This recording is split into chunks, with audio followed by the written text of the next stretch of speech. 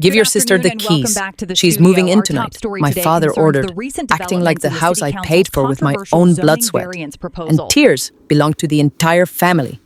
But 1 week earlier, after years of being financially and emotionally drained, I had already sold it. And when my sister's moving truck arrived, someone else was waiting inside. Then the new owner arrived. Before I tell you how a single forged signature destroyed my parents' entire reality and delivered the ultimate systemic justice hit, that like and subscribe button, if you believe toxic family members deserve karma. Drop a comment letting me know where you are watching from and what time it is there. I love reading your responses. My name is Harper. I am 29 years old and a senior financial auditor. For my entire adult life, I have been the quiet one. I embrace the concept of silent wealth, working 80-hour weeks, investing my money and buying a beautiful 4-bedroom home in a quiet neighborhood. My job is to track assets, audit massive corporate accounts, and uncover fraud. Yet somehow, I completely missed the emotional fraud happening right in my own family.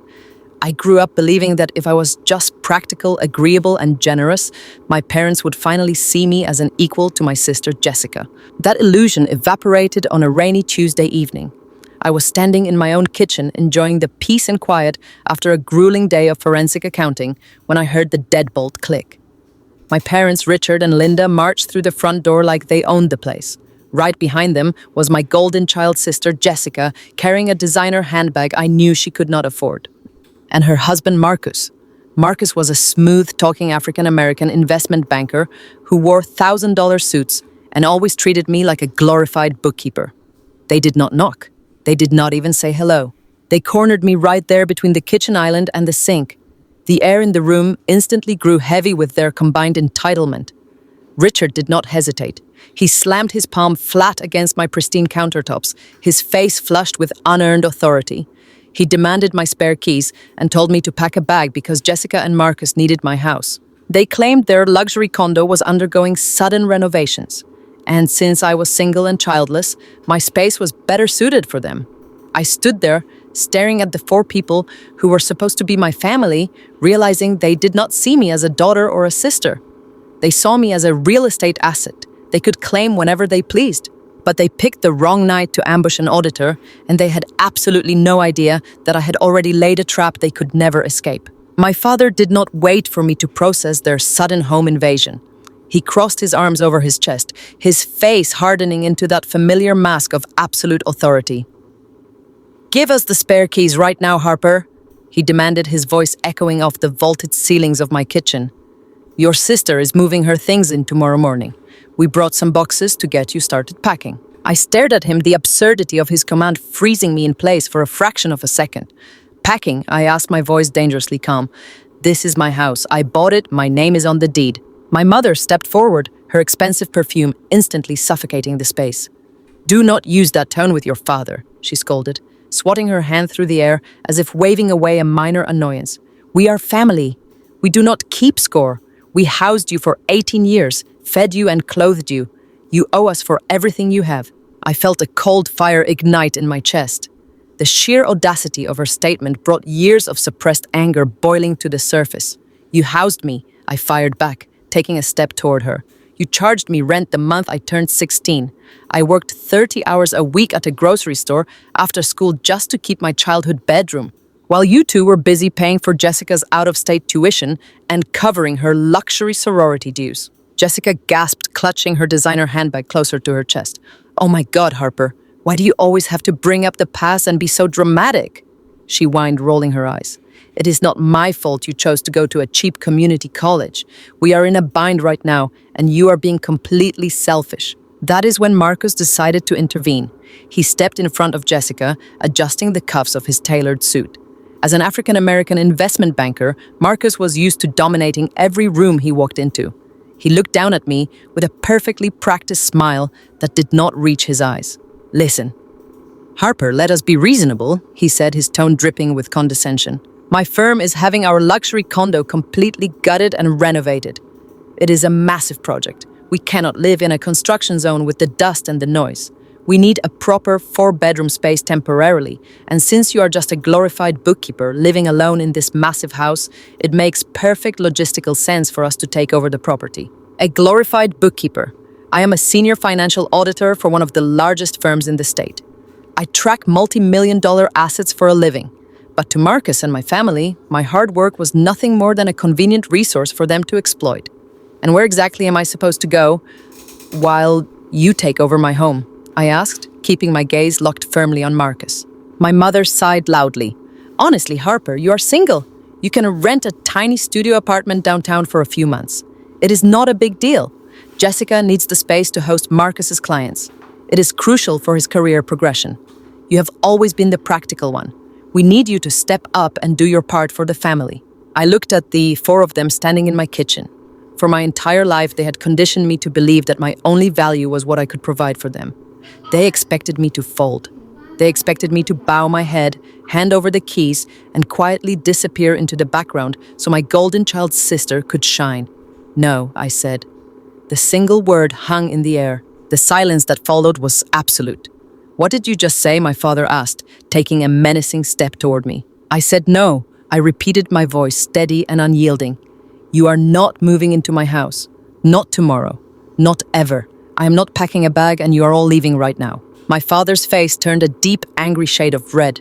The mask of the polite patriarch vanished entirely, replaced by a vicious cruelty I knew all too well. You ungrateful little brat. He sneered, pointing a finger inches from my face. You think because you bought some suburban house you can disrespect us. You think you are untouchable.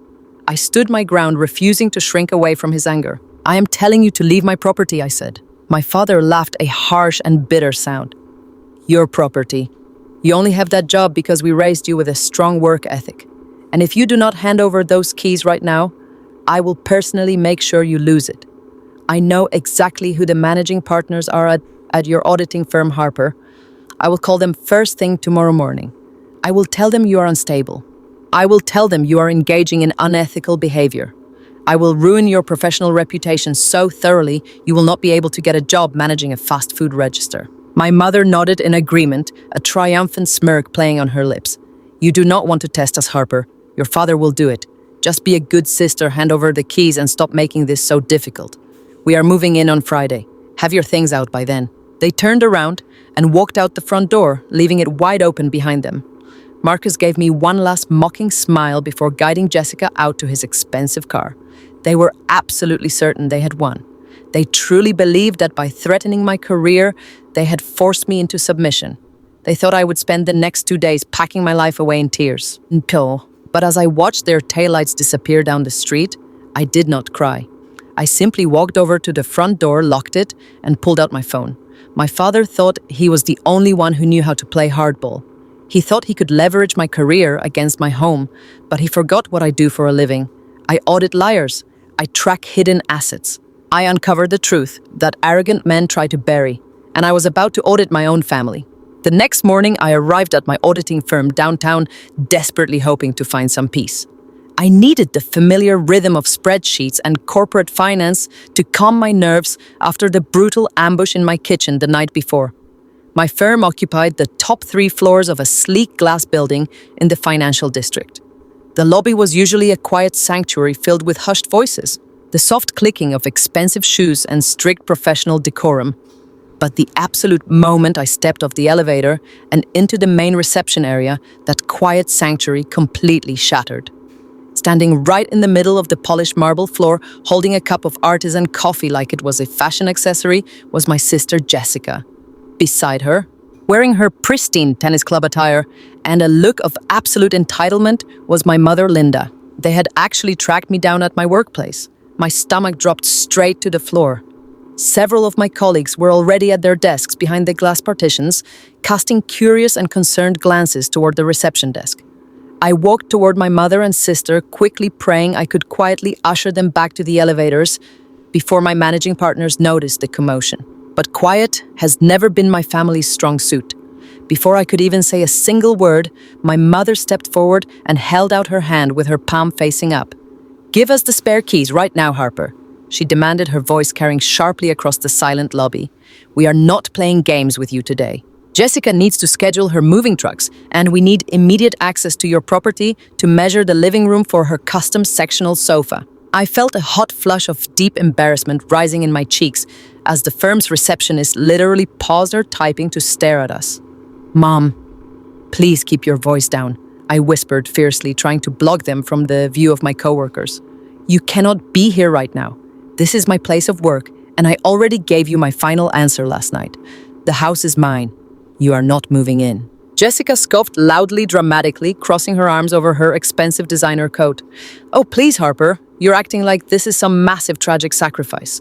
Marcus and I are in a very difficult transition period right now. You are my sister, and you are supposed to help me. You have 4 empty bedrooms, and you live completely alone.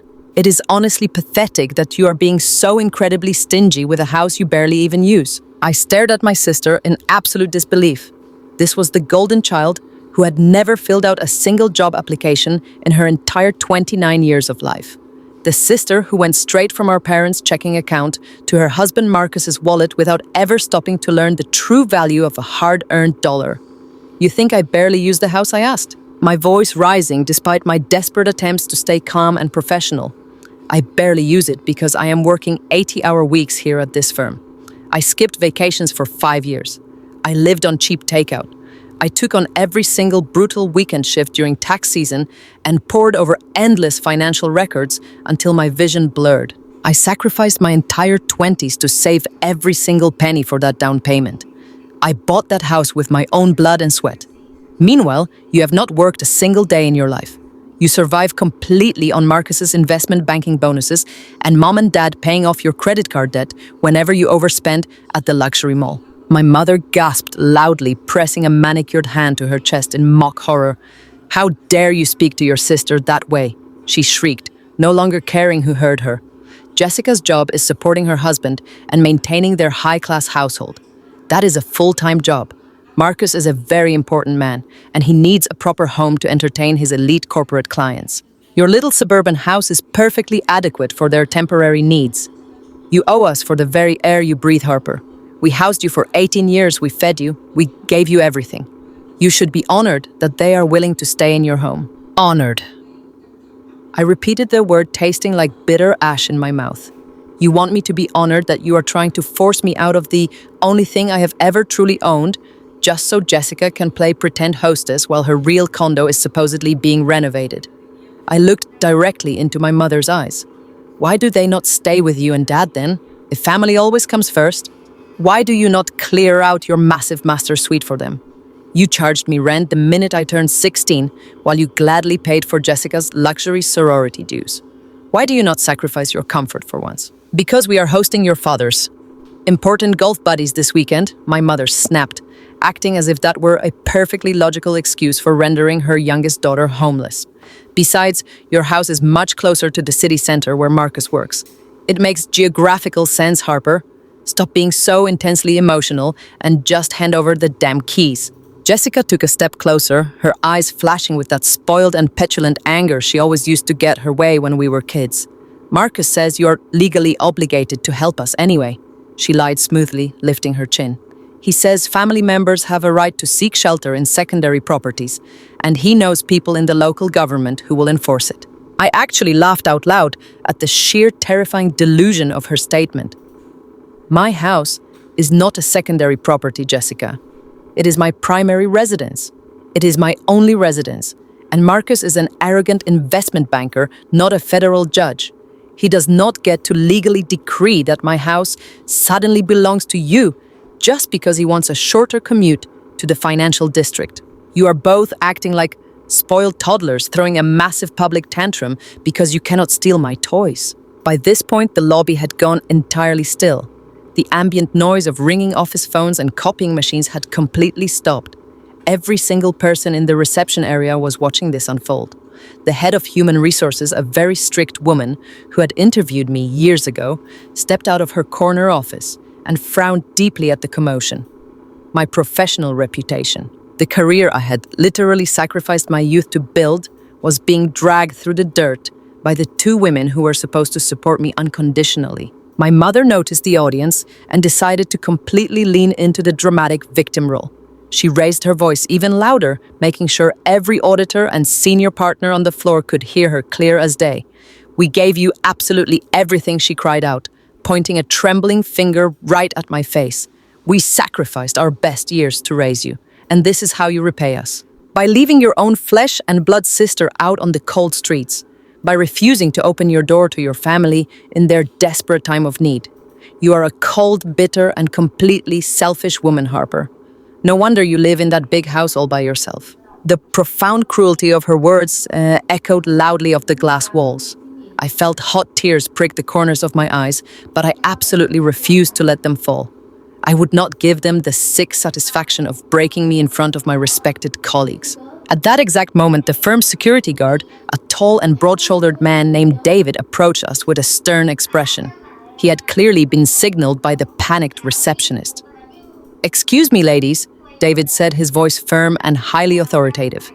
"If you do not have a scheduled appointment with one of our partners, I am going to have to ask you to leave the premises immediately.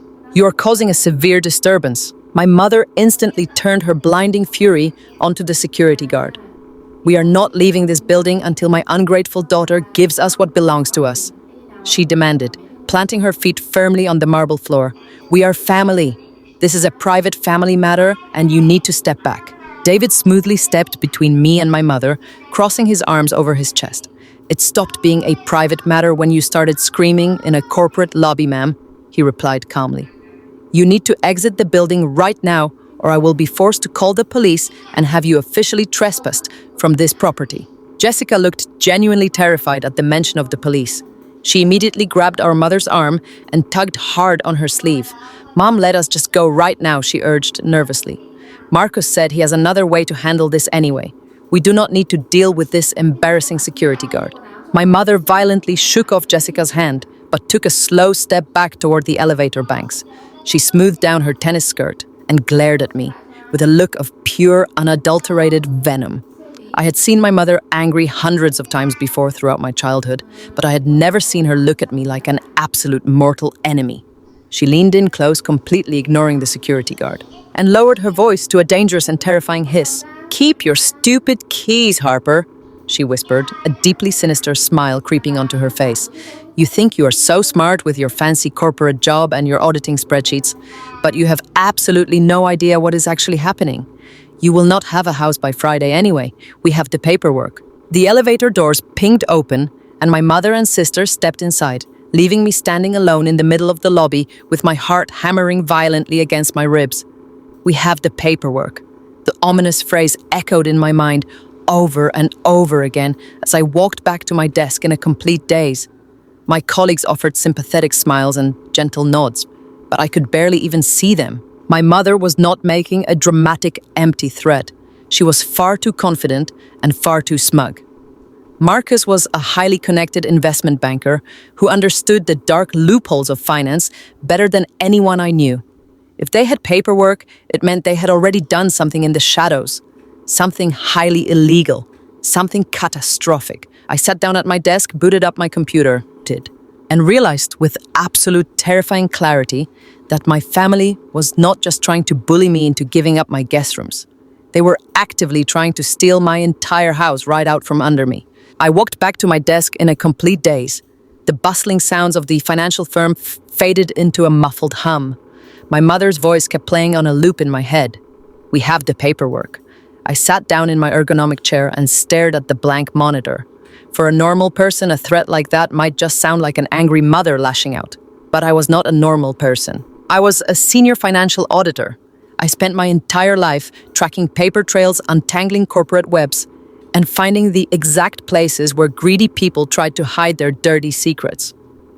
I knew that in the world of finance, nobody ever brags about having paperwork unless they have already executed a plan behind your back. My hands were physically shaking as I typed my password to unlock my workstation.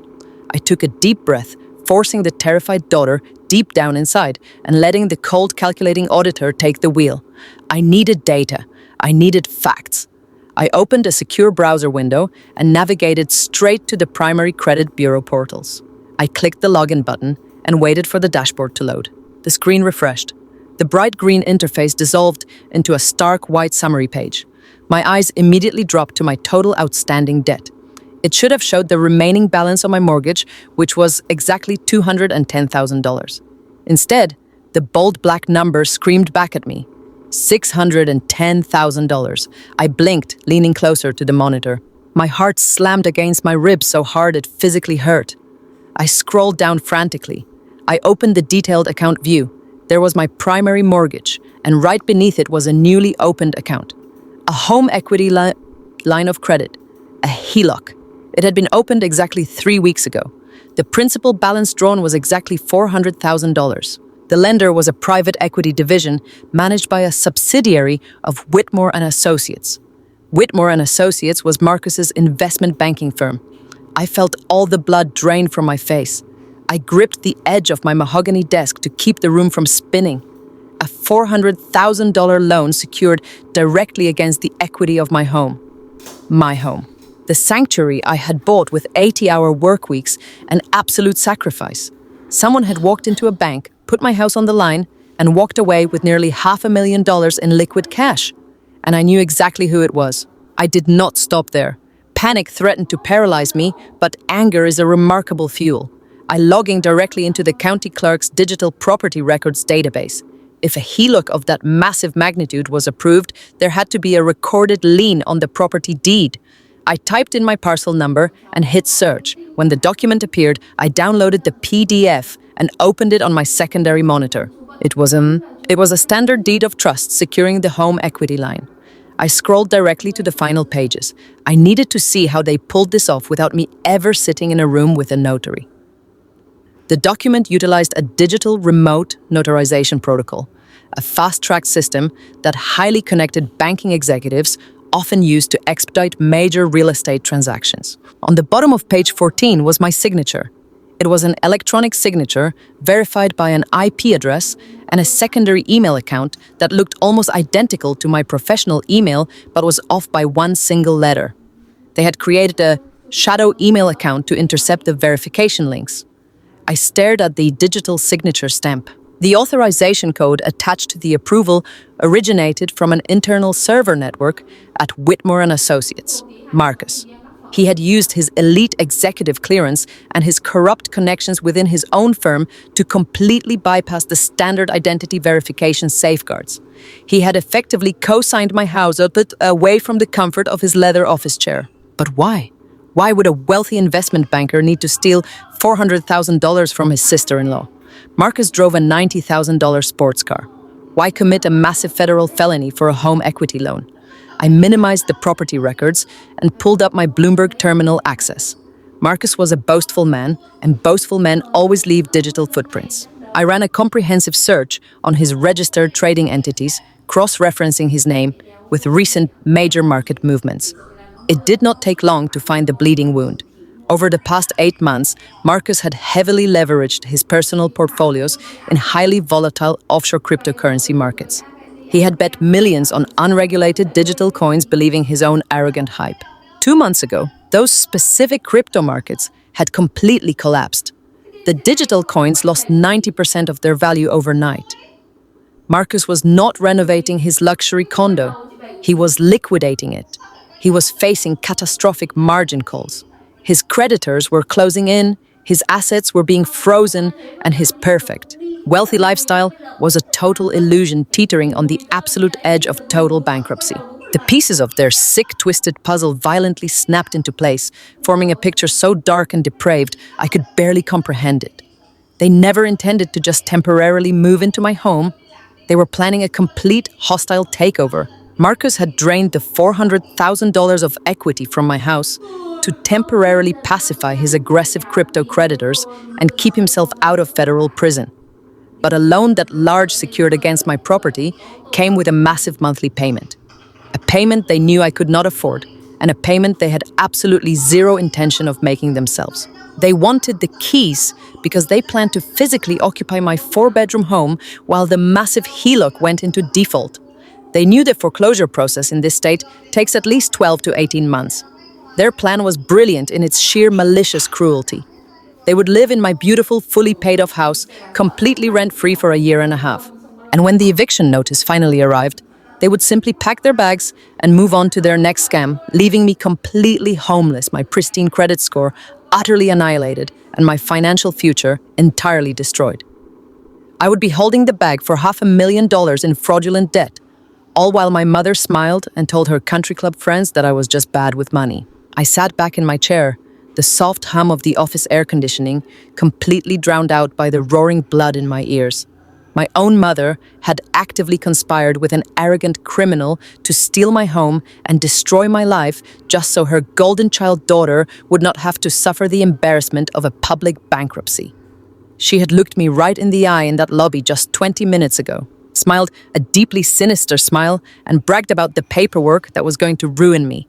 She thought I was just a naive, compliant workaholic who would cry in a corner and let them take everything I had built. She thought I would just fold.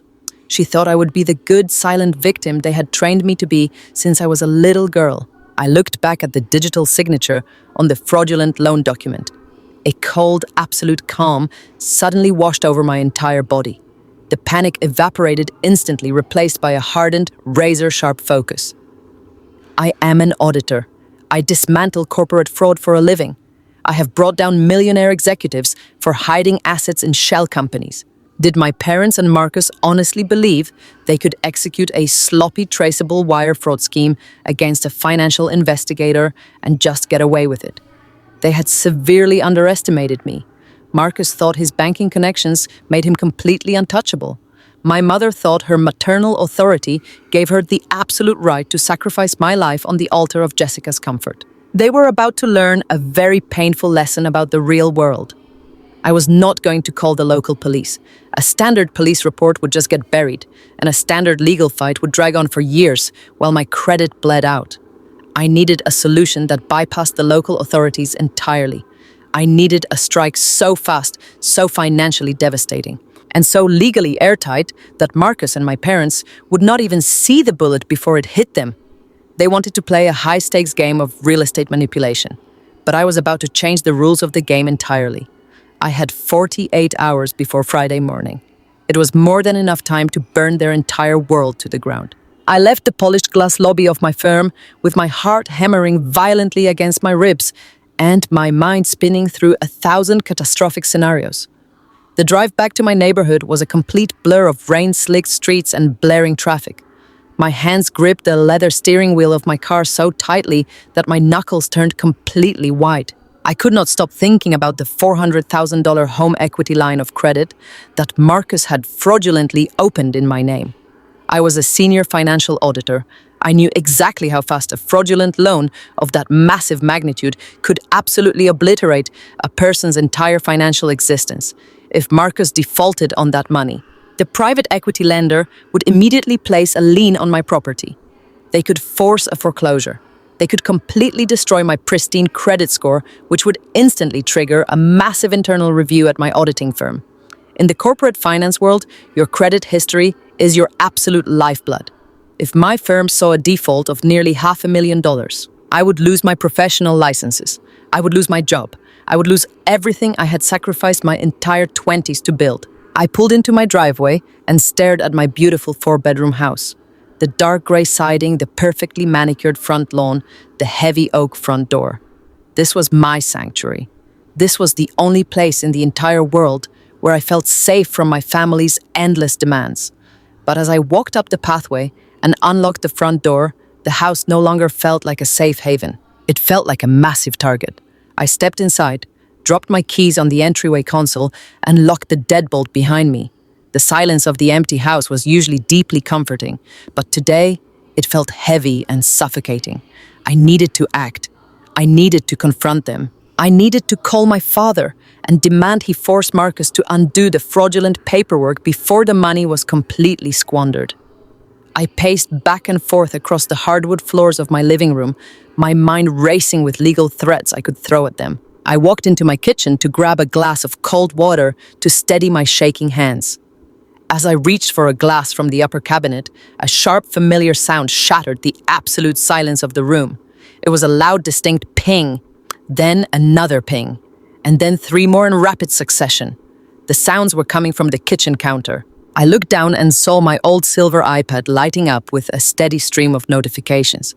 I had completely forgotten it was even sitting there. I used that tablet mostly to read digital recipes while cooking, but years ago, when I was still desperately trying to buy my parents' affection by being the helpful daughter, I had set up their entire digital ecosystem. I had created my mother's cloud account and linked it to a shared family data plan that I paid for every single month. I had logged into her account on this very iPad to show her how to sync her photographs, and I had never bothered to sign out. For the past 5 years, that device had been silently receiving a mirrored copy of every single digital message my mother sent or received. I stared at the glowing screen. A small notification banner displayed a preview of a group text message. The group chat was titled Family Updates, but my phone number was conspicuously missing from the recipient list. The preview text was from Marcus. It read, "Do not worry about her little lobby tantrum today. The timeline remains exactly the same." My breath caught in my throat. I set my glass of water down on the marble counter with a trembling hand. Every ethical instinct I had developed as a professional auditor screamed at me to turn the screen off and walk away. Invading someone's privacy was a clear violation of trust. But these were the people who had just forged my signature to steal $400,000 of my home equity. They had already completely annihilated any concept of trust or family loyalty. I reached out and unlocked the iPad.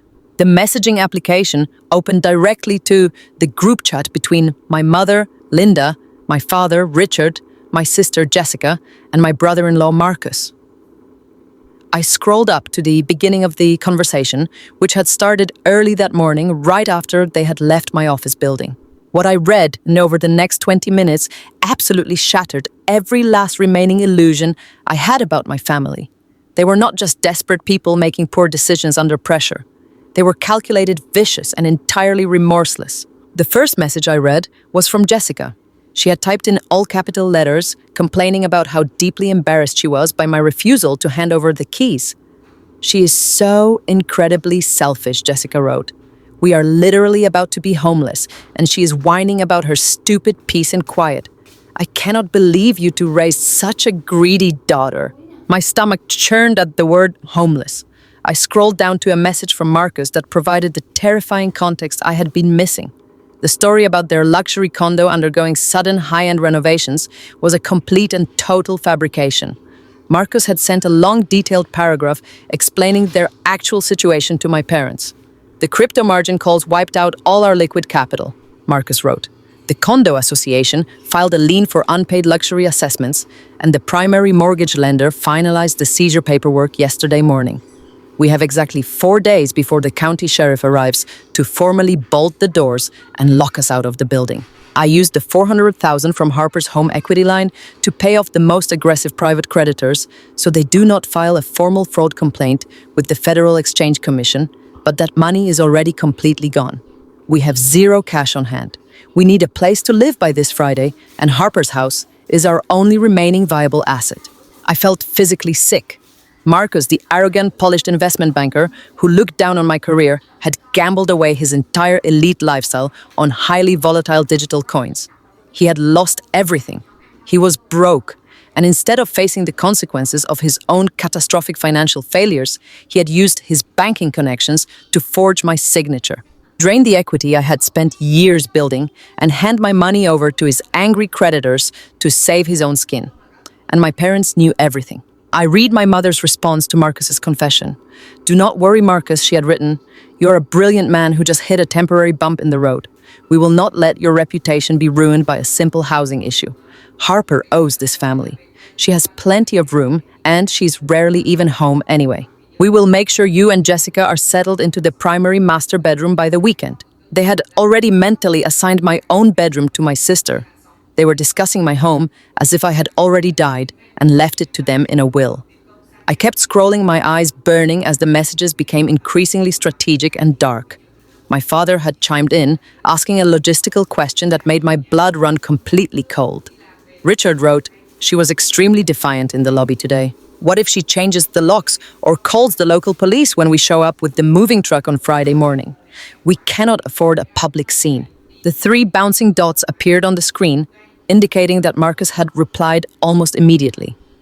The text message that populated on the screen was so deeply sinister and legally manipulative that I actually had to read it 4 separate times to fully process the sheer magnitude of the threat. Marcus wrote, "I have already planned for her resistance. I play golf every single Sunday with the precinct captain in her local residential district. We have a very solid mutual understanding. Here is the plan. We rent the largest moving truck we can find.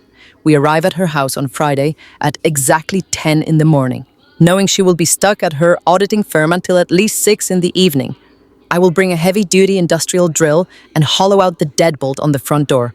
It will take less than 2 minutes to get inside. Once the door is open, we immediately move all our furniture into the living room and the bedrooms. We stock the refrigerator with our groceries.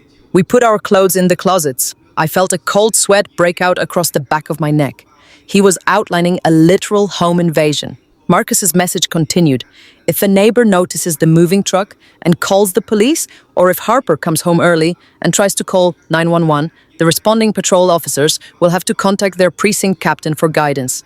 I have already spoken to the captain. He will instruct his officers to classify the situation as a civil family dispute rather than a criminal breaking and entering.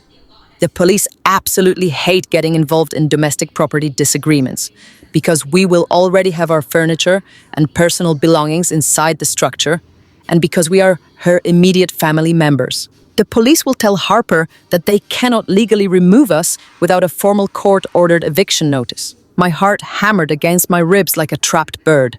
Marcus was using the modern American legal system as a weapon against me. He knew exactly how the residential laws functioned. The final part of his message was the ultimate death blow. Marcus concluded, "Once we establish physical residency inside the house, we instantly gain squatter rights under state law. A formal civil eviction process takes an absolute minimum of 12 to 18 months to wind through the backlogged local court system. During that entire year and a half, we get to live in her beautiful 4-bedroom house completely rent-free. Meanwhile, the massive home equity loan I took out in her name will go into default because I am certainly not making the monthly payments. By the time a judge finally signs an eviction order, a year from now, her credit will be permanently destroyed. The house will be actively facing bank foreclosure, and her pristine corporate auditing career will be entirely finished. She will have absolutely no resources left to fight us. We take the house on Friday. She's finished." My mother replied to his terrifying manifesto with a single sickening phrase. Linda wrote, "It sounds like a perfectly flawless plan, Marcus. I will bring the champagne so we can celebrate our new home on Friday afternoon." I stood alone in my kitchen, staring at the glowing screen of the iPad. The silence in my house felt completely different now. It was no longer the silence of a peaceful sanctuary. It was the terrifying silence of a ticking time bomb. They had weaponized their understanding of the law to orchestrate my total destruction. In modern American society, squatter rights are a notorious and devastating loophole. If someone manages to get their belongings inside your home and claims they have a verbal right to be there, the police hands are completely tied. The burden of proof instantly shifts to the legitimate homeowner. You have to hire expensive attorneys, file formal eviction petitions, attend endless mediation hearings, and wait for months while the court system slowly grinds its gears. During that entire grueling process, the squatters are legally permitted to remain inside your home. They can destroy your property, drain your resources, and make your daily life a living nightmare. And you cannot physically touch them or change the locks without facing criminal assault or illegal eviction charges yourself. Marcus was a polished, wealthy investment banker who understood the lethal mechanics of real estate law. He knew that by combining a forced entry with the protective shield of family relation, he could trap me in a legal nightmare that would completely drain my spirit and my bank accounts. He intended to bleed my house dry from the inside out, sitting comfortably on my couch while the $400,000 fraudulent loan slowly destroyed my professional life. For 15 minutes, I could not move. The sheer psychological weight of their betrayal pressed down on my shoulders until I felt like I could not breathe. My own flesh and blood had calmly discussed my financial ruin and planned to drink champagne over the ashes of my career. The frightened younger version of myself wanted to curl up on the kitchen floor and cry until I had no tears left. She wanted to call them and beg for mercy. She wanted to ask why I was never good enough to be loved, why I was only ever viewed as a human shield for my sisters. Endless mistakes. But the woman who had worked 80-hour weeks, the woman who had audited multi-million-dollar corporate frauds, the woman who had bought this house with her own fierce determination, she slowly lifted her head. The panic that had been suffocating me rapidly evaporated, replaced by a cold, deeply terrifying clarity. I looked at the text message again. Marcus's plan was brilliant. It was legally cunning, deeply manipulative, and practically flawless. He had anticipated every single defensive move I could possibly make. He had blocked the police route with his corrupt captain. He had blocked the legal route by weaponizing the slow eviction process. He had blocked my financial resources by forging the massive debt. He had built an absolute fortress around his strategy. But Marcus had made one fatal miscalculation. He had built his entire flawless plan around the assumption that I would actually try to fight an eviction battle. He assumed I would play by the standard rules of residential home ownership. He assumed I would desperately try to protect the four walls of my sanctuary. I reached out and locked the iPad screen, plunging the kitchen back into darkness. I did not need to fight a year-long eviction battle. I did not need to beg a corrupt police captain to remove them from my property. I did not need to protect my sanctuary because a sanctuary filled with the poison of their entitlement was no longer a place worth keeping. If Marcus wanted to leverage aggressive corporate tactics to steal my home, I would simply introduce him to a corporate predator far more vicious than he could ever hope to be. I wiped a single straight tear from my cheek and walked into my home office. I opened my laptop and began searching for the most ruthless private property acquisition firms in the state. The countdown to Friday had officially begun, and I was going to make sure they walked blindly into an absolute massacre. I sat in the darkness of my home office for hours after locking the screen of the iPad. The glowing green numbers of the digital clock on my mahogany desk slowly shifted from 2 to 3 to 4 in the morning. I did not sleep a single wink. My mind was a relentless, terrifying storm of financial variables and catastrophic risk assessments. Marcus was not just a greedy brother-in-law looking for a free place to crash. He was a highly educated financial predator who knew exactly how to weaponize the complex American legal system against an innocent person. He had structured this entire operation like a ruthless corporate hostile takeover, and he had completely blindsided me. I had to face the horrifying reality that relying on my local police department would be an absolute dead end. If Marcus really was playing golf every Sunday, with the precinct captain in my district calling 911 on Friday morning, would be nothing more than a minor annoyance for him. The responding patrol officers would arrive in their cruisers, see a family unloading furniture from a moving truck, make a quick phone call to their superior officer, and officially declare the break in a civil domestic matter. They would literally refuse to intervene. I would be left standing on my own front lawn screaming into the void while my sister happily arranged her designer throw pillows on my living room couch. But the immediate physical invasion was not even the most terrifying part of his strategy. It was the brutal reality of the civil eviction process.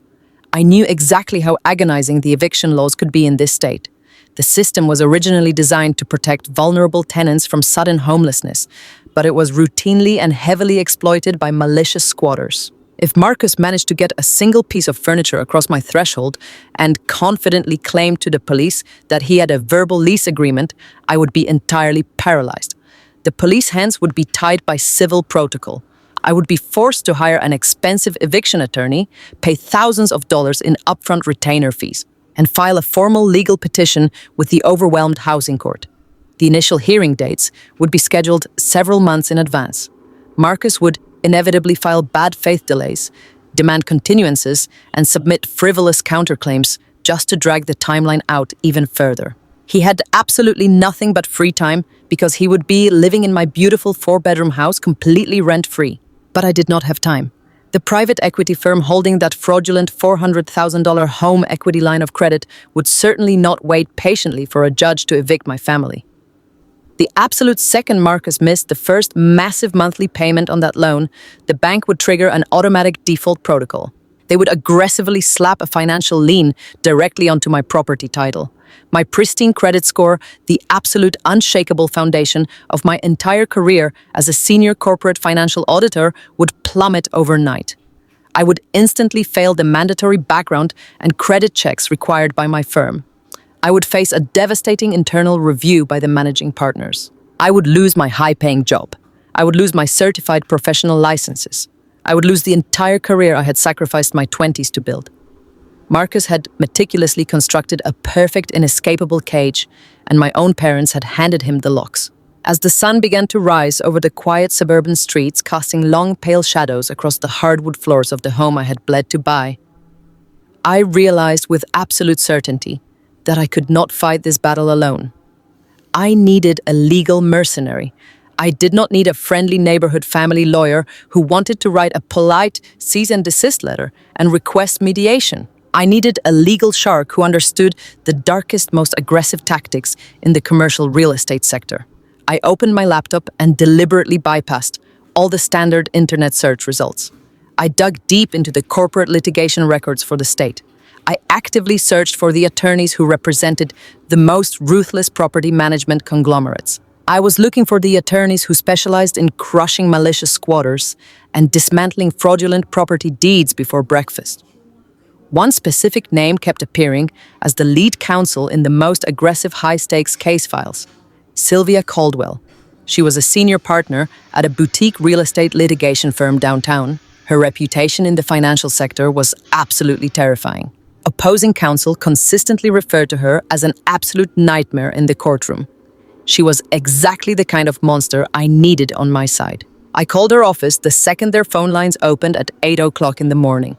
I bypassed the receptionist by leveraging my firm's prestigious name and my title as a senior financial auditor, demanding an immediate emergency consultation regarding a massive fraudulent home equity line of credit and an imminent hostile property seizure. 10 minutes later, I was sitting in my car, driving straight into the heart of the financial district. Sylvia Caldwell's office was located on the 32nd floor of a sleek steel and glass high-rise building. The waiting room was deeply intimidating, completely devoid of warmth, and decorated in stark minimalist black and white. A silent legal assistant quickly ushered me into a massive corner office. Sylvia Caldwell sat perfectly still behind a massive polished concrete desk. She wore a sharp charcoal suit and looked at me with piercing, calculating eyes that immediately made me feel like I was the one being audited. I did not waste a single second of her expensive time with tears or emotional family backstories. I sat down, opened my leather briefcase, and laid out the terrifying facts like a corporate balance sheet. I handed her the freshly printed copies of the fraudulent home equity documents. I showed her the digital signature that Marcus had forged using his elite executive clearance and his corrupt internal network at his investment banking firm. Then I handed her the printed transcripts of the text messages I had intercepted on my old iPad. I highlighted the messages detailing the fake condo renovation, Marcus's completely destroyed offshore crypto portfolios, the corrupt police captain, and their precise step-by-step strategy to drill my locks and establish squatter rights by 10 o'clock on Friday morning. I sat in silence and watched Sylvia's eyes scan the documents. Her expression did not change at all, not change at all. She did not gasp in horror at the profound betrayal of my parents. She did not offer me a tissue or a sympathetic smile. She simply absorbed the data with cold, absolute precision. After 10 agonizing minutes of pure, suffocating silence, Sylvia placed the papers back onto her polished concrete desk and folded her hands together. "Your brother-in-law is a very dangerous and highly educated man," she said, her voice incredibly smooth and completely devoid of any comforting warmth. "And unfortunately for you, his legal strategy is absolutely flawless." I felt a massive cold knot form in the pit of my stomach. I was desperately hoping she would tell me I was overreacting, that the law would obviously protect an innocent homeowner, that we could simply file an emergency court injunction to keep them away from my property. Instead, she was confirming my absolute worst fears. "If they cross your threshold on Friday morning," Sylvia continued, leaning forward slightly, "you will lose this house. The local police will absolutely refuse to intervene. They will take one look at the situation, call it a domestic family dispute, and leave the premises immediately. Once your family claims physical residency inside those four walls, you are legally locked into a civil eviction process that will take an absolute minimum of 14 months in this specific jurisdiction. During that lengthy time period, Marcus will deliberately default on the $400,000 equity loan he fraudulently opened in your name. The private lender will file a formal notice of default. Your credit will be utterly destroyed within 60 days.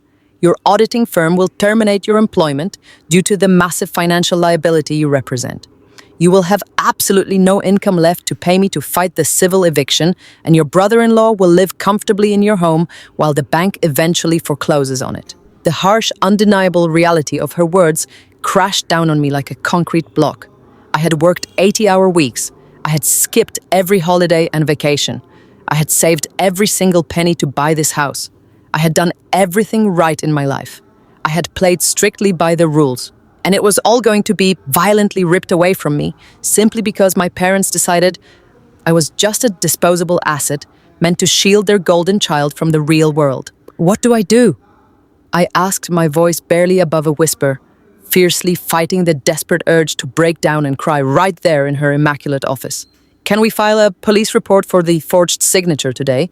Can we have Marcus arrested for wire fraud before Friday morning? Sylvia shook her head slowly. No, wire fraud and identity theft on this massive scale require a full federal investigation.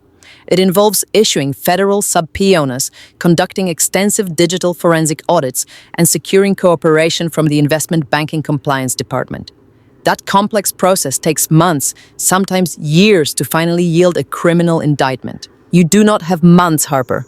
You have exactly 48 hours before they drill your locks and seize your property. You are completely trapped inside a burning building right now, and you are asking me to start a long-term investigation into who started the fire. We do not have time for that. You need to get out of the building. I stared at her, completely lost. Get out of the building. What does that mean? Am I just supposed to walk away and let them take my home? Am I supposed to hand them the keys on a silver platter and accept that my financial life is completely over? I refuse to do that. I absolutely refuse to let them win. Sylvia smiled. It was not a kind or comforting smile. It was a sharp, highly dangerous smile that sent a distinct shiver down my spine. I never said you should let them win, Harper. I said you need to get out of the burning building. Right now, your name is on that property deed. That means you are the primary target. You are the one carrying the massive liability of the fraudulent equity loan. You are the one who will be dragged through a housing court and bled dry. Marcus deliberately chose you as a victim because he knows you are just a single independent woman who always plays by the rules. He knows he can legally bully you into absolute submission. He's heavily counting on your fear and your limited legal resources. She paused, tapping a manicured fingernail against the thick stack of forged documents. So we changed the rules of the game. We completely remove you from the equation. You do not need to fight a year-long eviction battle. You do not need to beg a corrupt local police captain to do his sworn job. You need to officially and legally sever your connection to this property before 10 o'clock on Friday morning. You need to take the massive target off your own back and paint it directly onto Marcus's back instead. You need to transfer this entire war to someone who does not play by the rules. Someone much bigger, much richer, and infinitely more dangerous than a desperate investment banker. I sat perfectly still, my mind desperately trying to keep up with her rapid-fire strategy. How do I transfer the war?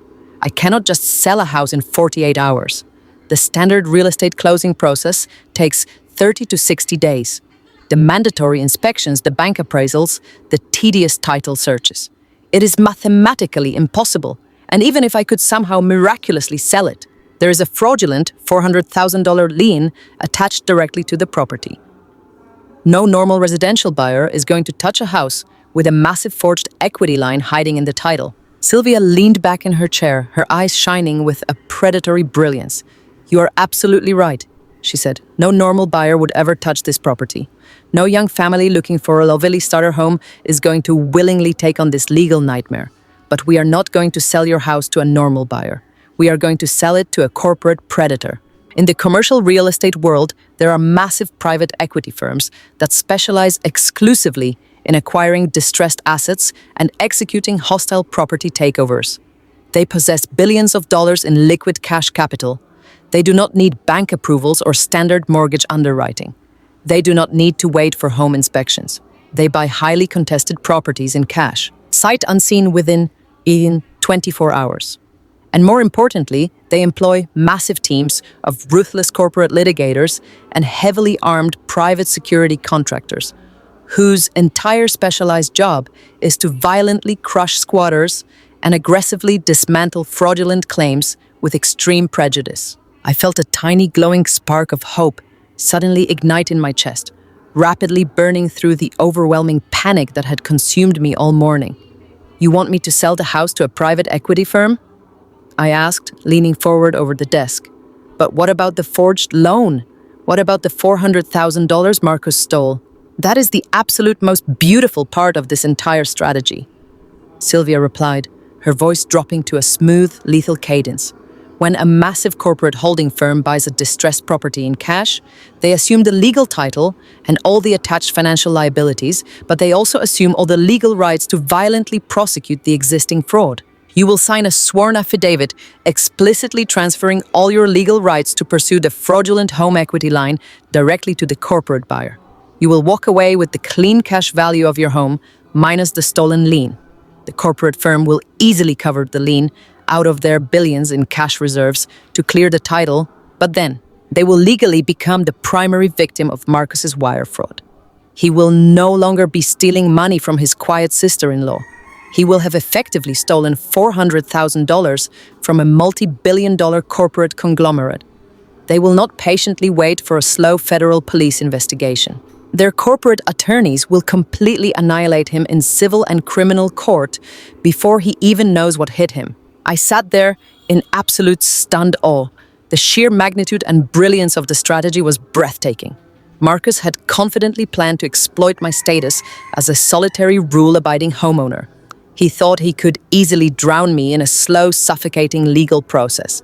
But if I successfully sold the house to a corporate giant before Friday morning, Marcus and my parents would not be breaking into my quiet suburban sanctuary. They would be violently breaking into a corporate-owned asset. They would be drilling the locks on a property actively guarded by private security and backed by unlimited, aggressive legal funds. They would be walking blindly into an absolute massacre. But who would actually buy it? I asked, my heart pounding with a new, terrifying excitement. What specific firm can process a massive cash sale and willingly assume this extreme level of toxic fraud in less than 2 days? Sylvia did not hesitate for a single second. She reached into her top desk drawer and pulled out a thick, embossed business card. She slid it across the polished concrete desk until it rested right in front of my hands. I looked down at the heavy cardstock. It was completely black with simple, elegant silver lettering. The prominent name on the card was Vanguard Holdings. Directly below the company name was a single contact: Vivian Sterling, Senior Director of Hostile Acquisitions. Vanguard Holdings, Sylvia said, her voice echoing slightly in the large, quiet office. They are the most aggressive and feared corporate property management firm on the West Coast. They do not negotiate with squatters or fraudsters. They absolutely destroy them. They maintain a massive portfolio of commercial and residential assets, and they are notoriously famous for using heavy-handed private security teams to protect their financial investments. They have the liquid capital to wire the funds directly to your bank account by Thursday evening. If you agree to this plan, I will call Vivian right now. I will explain the precise situation, present the forged banking documents, and offer her the property at a slight discount in exchange for a mandatory 48-hour closing timeline. You will have to quietly pack your entire life into a moving truck tonight.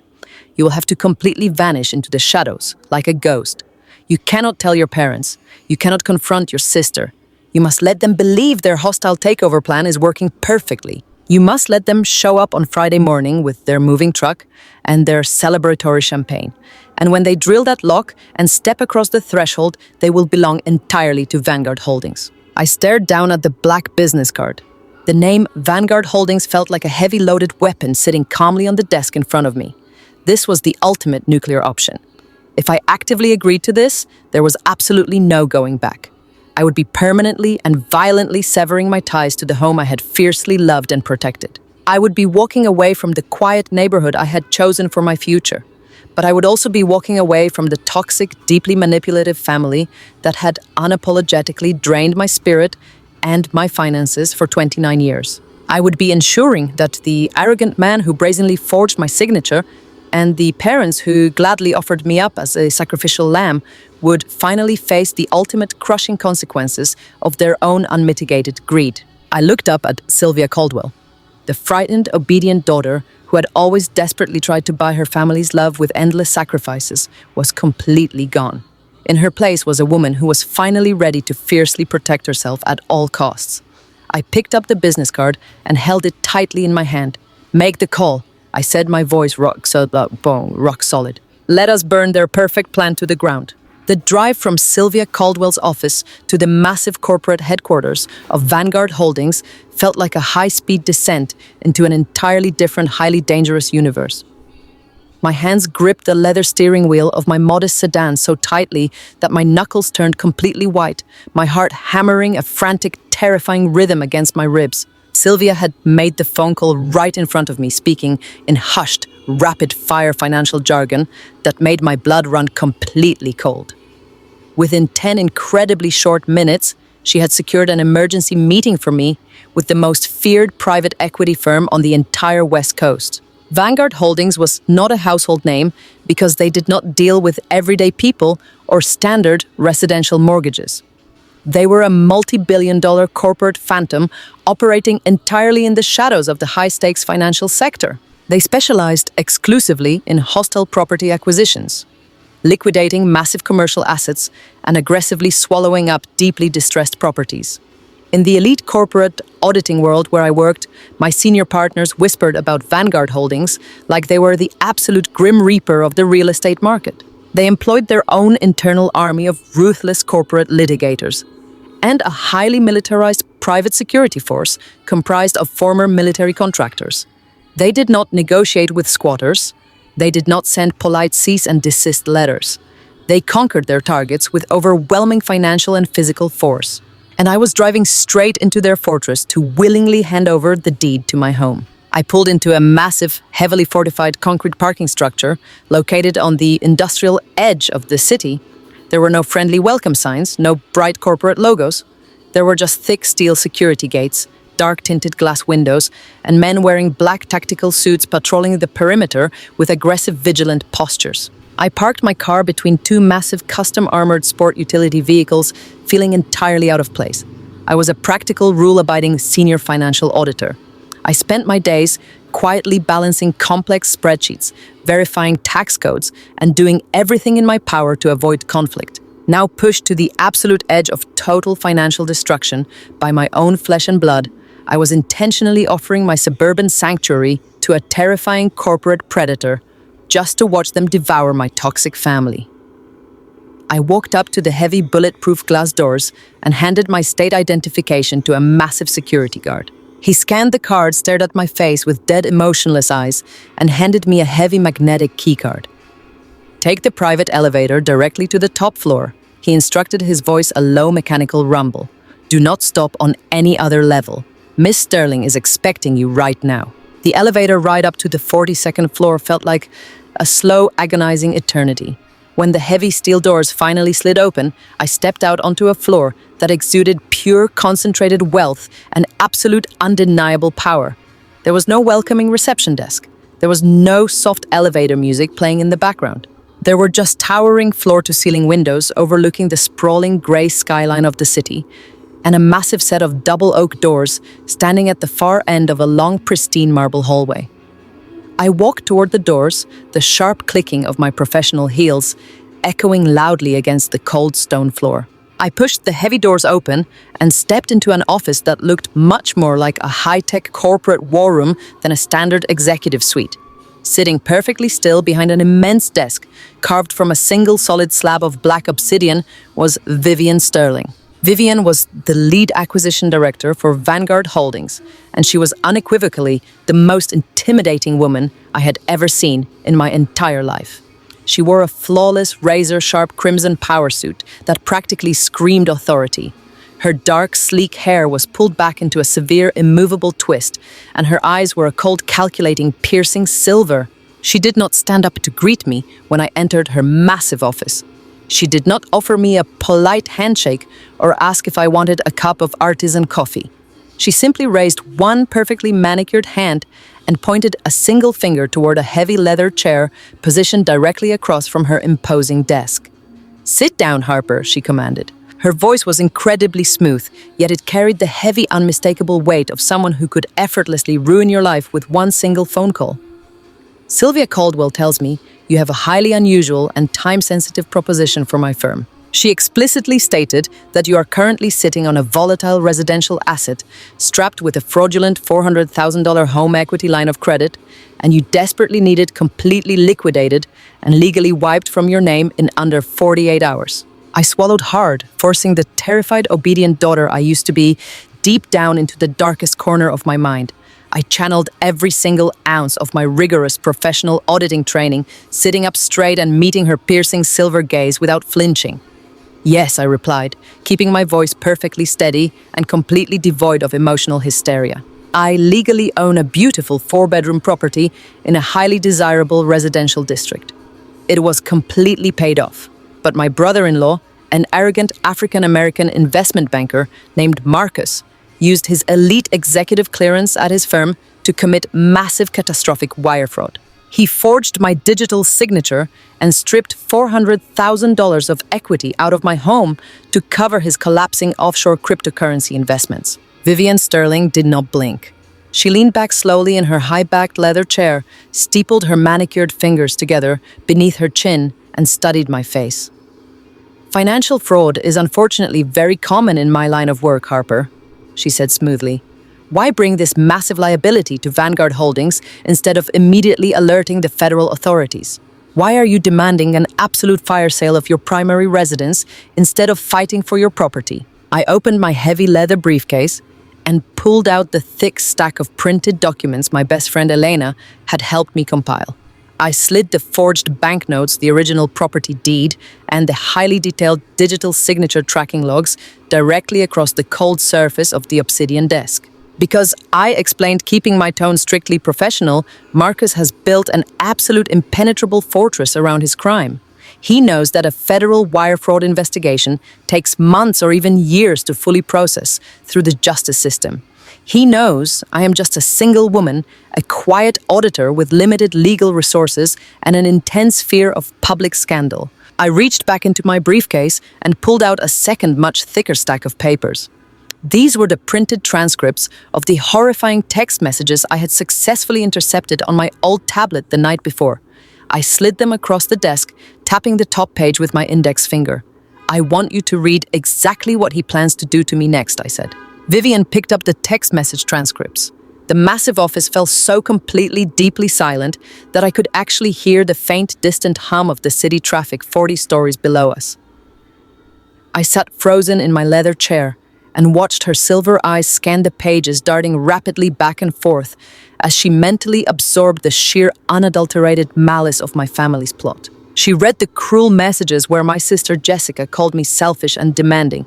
She read the horrifying exchanges where my mother and father gladly offered me up as a sacrificial lamb, explicitly agreeing to let me take the devastating financial fall so their golden child daughter would not have to suffer the embarrassment of a public bankruptcy.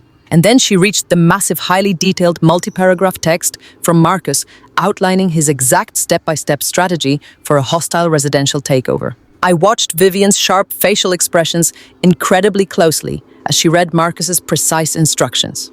She read the exact part where he planned to rent a massive moving truck, physically drill out my heavy deadbolt locks at exactly 10 o'clock on Friday morning, and violently occupy my property while I was trapped downtown at my auditing firm. I saw her perfectly sculpted eyebrows narrow slightly when she read about his highly corrupt personal connections with the local precinct captain, ensuring the responding patrol officers would falsely classify the illegal home invasion as a simple civil family dispute and absolutely refuse to physically remove them from the premises. She read his final, deeply sinister legal calculation. Once we establish physical residency and secure squatter rights, she is completely finished. The civil eviction process will take 18 months to grind through the courts. During that time, the house will go into foreclosure from the defaulted fraudulent loan, and her pristine auditing career will be permanently destroyed. Vivian slowly and deliberately placed the stack of papers back down on the black obsidian desk. She looked across the space at me, and for the very first time since I walked into the room, I saw a genuine flicker of deep professional respect ignite in her cold silver eyes. He is utilizing highly aggressive commercial takeover tactics on a residential scale. She noted, her tone laced with a dark, almost appreciative amusement. It is a highly effective, deeply predatory, and incredibly malicious strategy. He knows the local police hands will be legally tied. He knows the housing courts are completely paralyzed by bureaucratic backlog. He fully intends to use the American legal system as an impenetrable shield while he slowly bleeds your entire property dry from the inside out. I nodded slowly, my hands clenched tightly in my lap. Exactly, I confirmed. If he manages to get a single piece of furniture across my threshold on Friday morning, my entire financial and professional life is over. I cannot legally fight a year-long civil eviction battle while a fraudulent $400,000 loan destroys my credit score and automatically revokes my professional certified auditing licenses. I need to immediately get out of the burning building.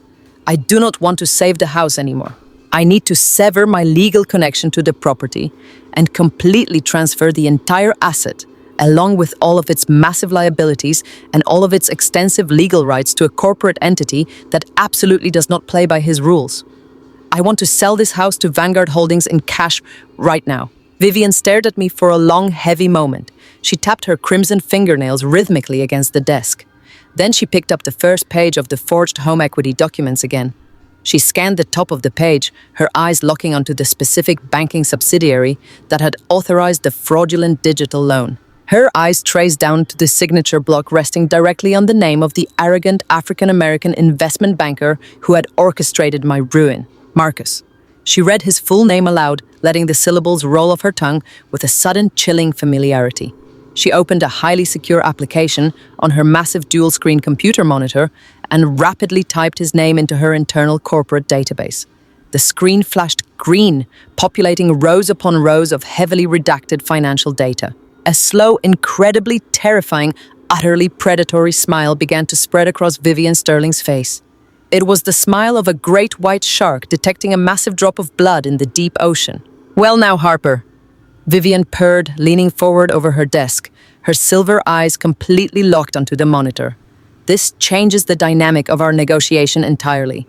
It appears your deeply arrogant brother-in-law has been swimming in waters far too deep for him. You mentioned his offshore cryptocurrency portfolios were collapsing. What you did not know, and what Marcus desperately tried to hide, is that the primary private equity firm funding his massive margin calls is actually a silent subsidiary fully owned and operated by Vanguard Holdings." My breath completely stopped in my throat. I sat rigidly in my chair, absolutely paralyzed by the sheer magnitude of the revelation. "Marcus owes us millions," Vivian stated, her voice dropping to a lethal whisper-quiet cadence. "He has been aggressively dodging our corporate collection attorneys for the past 3 weeks. He has been hiding his remaining assets and lying about his total liquidity.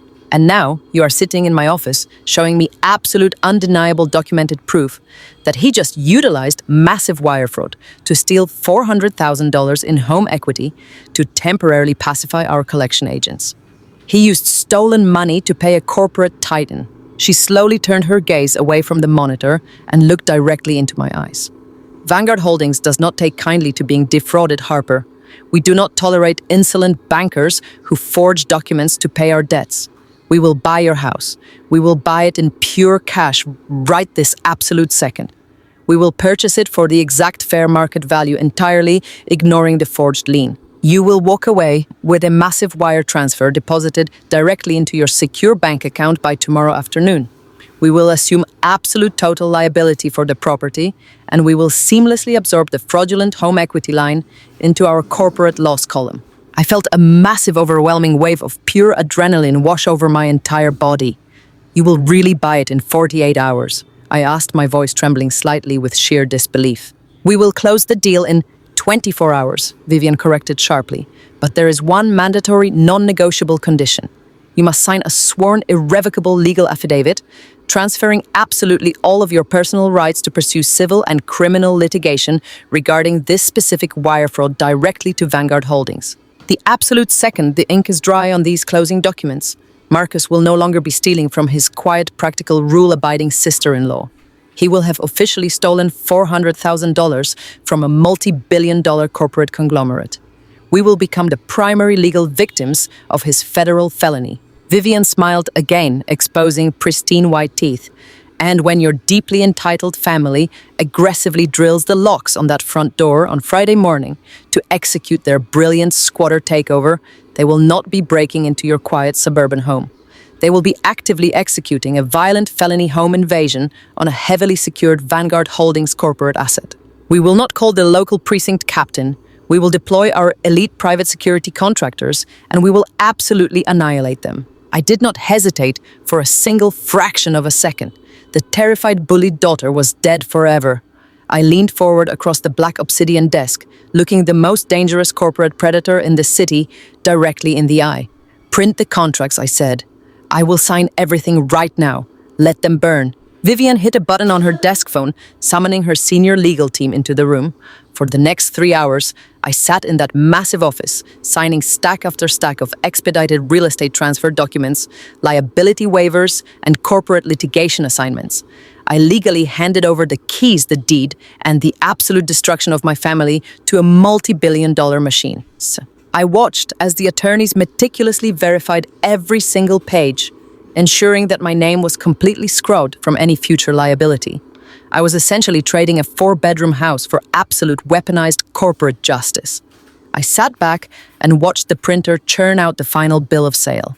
I was officially untouchable. The private equity machine had swallowed the debt, and Marcus was now the sole focus of their unyielding wrath. When the final signature was placed, Vivian Sterling stood up, reached across the obsidian desk, and shook my hand firmly. "It is a genuine pleasure doing business with you, Harper," she said. I walked out of the towering glass building and back into the rainy afternoon, knowing my house no longer belonged to me. I had successfully severed myself from the trap. The predator was now waiting. And Friday morning was coming. Before we get into the explosive, deeply satisfying moment where Marcus finally drills that lock, let me ask you a question. Have you ever felt the pure, unadulterated relief of legally outsmarting someone who tried to destroy you? Drop a comment below and share your experience. And if you are ready to see this toxic family face absolute corporate justice, make sure you hit that subscribe button right now. The real show is about to begin. I felt a surreal sense of absolute detachment as I drove away from the towering corporate fortress of Vanguard Holdings. The heavy rain was still falling steadily, washing over the windshield of my modest sedan in thick, unrelenting sheets. The deal was officially done. I was no longer the legal owner of my beautiful 4-bedroom house. The massive cash wire transfer was securely scheduled to hit my encrypted bank account by tomorrow afternoon.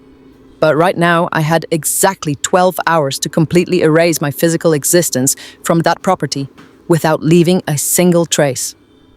I pulled my car into the flooded parking lot of a massive discount thrift store located on the grimy industrial edge of the city.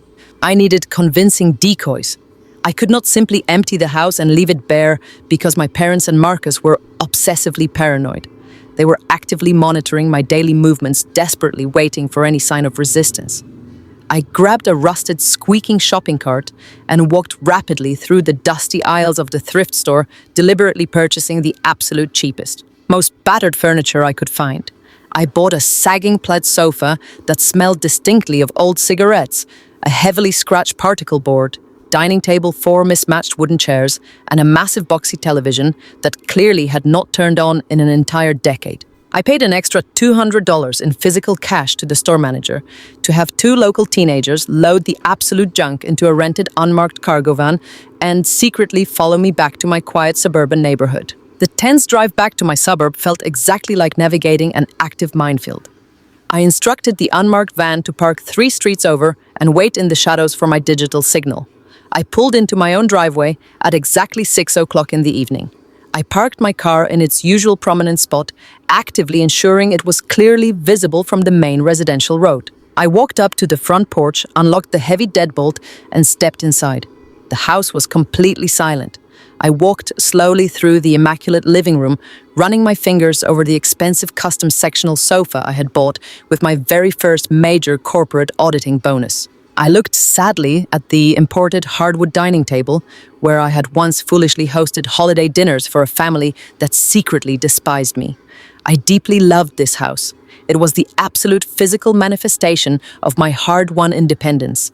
But as I looked closely at the pristine walls, I realized that wood and glass and stone mean absolutely nothing if they are actively being used to trap you in a cage. I had to let it all go in order to survive. I drew all the heavy front-facing curtains tight deliberately, leaving just enough of a gap to let the warm glow of the interior light spill out onto the front wet lawn. To anyone driving by on the dark street, the house looked perfectly peaceful and entirely occupied. I moved quickly into the kitchen and immediately began packing my most critical documents and small valuable items into nondescript black canvas duffel bags. I worked with frantic but highly calculated precision.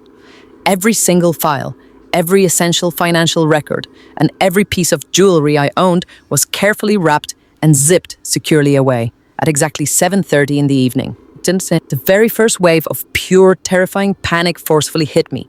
I was standing in the front hallway loudly taping up a cardboard box when a pair of bright headlights swept slowly and deliberately across my drawn living room curtains. The vehicle was not driving at the normal residential speed. It was crawling agonizingly slowly down the street. I froze completely, instantly dropping the heavy roll of packing tape onto the floor. I crept silently toward the front window, pressing my back perfectly flat against the cold drywall, and carefully peeked through the narrow slit between the heavy fabric curtains. It was my father. He was driving his dark grey sedan, creeping along the wet curb with his headlights cutting sharply through the evening rain.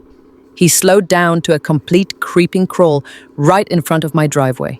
I held my breath, terrified that he would somehow magically sense the frantic dismantling of the house happening right behind the glass. He idled there in the street for a full, terrifying minute.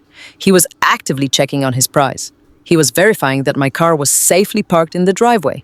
He was making absolutely sure that I was sitting inside my home, completely unaware of the violent ambush they had planned for tomorrow morning. I stood perfectly motionless in the dark hallway, my heart hammering a frantic, echoing rhythm against my ribs. Finally, the bright red brake lights of his sedan flickered, and he slowly accelerated down the street, disappearing completely around the corner. I let out a massive shaky breath, sliding slowly down the wall until I hit the hardwood floor. They were literally stalking me. Marcus and my parents were taking absolutely no chances. They wanted to guarantee I was securely trapped. That slow, menacing drive-by confirmed everything Sylvia Caldwell had severely warned me about. If I made one single mistake tonight, they would ruin my entire life. I pulled out my phone and sent a secure encrypted text message to the specialized relocation contact Vivian Sterling had explicitly provided me. The message contained a single word: now. I stood up and walked directly to the back of the house. My property backed up against a narrow unlit service alley that was completely invisible from the main residential street. At exactly 9:00 in the evening, I heard the soft, heavy crunch of tires on wet gravel. I opened the heavy back door and peered out into the absolute darkness. Two massive, matte black moving trucks were idling in the alley with their headlights completely turned off. The engines were so incredibly quiet they barely made a sound over the steady falling rain. 6 men, dressed entirely in black tactical gear, stepped silently out of the massive trucks. They did not look like standard residential movers. They moved with the silent, lethal precision of a highly trained military extraction team. The lead contractor, a tall, muscular man with cold professional eyes, approached the back door. He did not ask any questions. He simply handed me a clipboard with a glowing digital manifest and gestured for his silent team to enter the house. Over the next 4 hours, I witnessed an absolute masterclass in silent tactical relocation. The men moved rapidly through my house like literal ghosts. They quickly wrapped my expensive custom sofa in thick black moving blankets and carried it out the back door without letting a single floorboard squeak. They rapidly disassembled my heavy hardwood dining table, my imported bedroom suite, and my massive home office desk using specialized rubber-coated tools that completely muffled the sharp sound of metal on metal. Every single time they carried a massive piece of furniture out the back door, I felt a profound mixture of heavy grief and pure roaring adrenaline. I was actively watching my entire adult life being dismantled piece by piece in the absolute dead of night.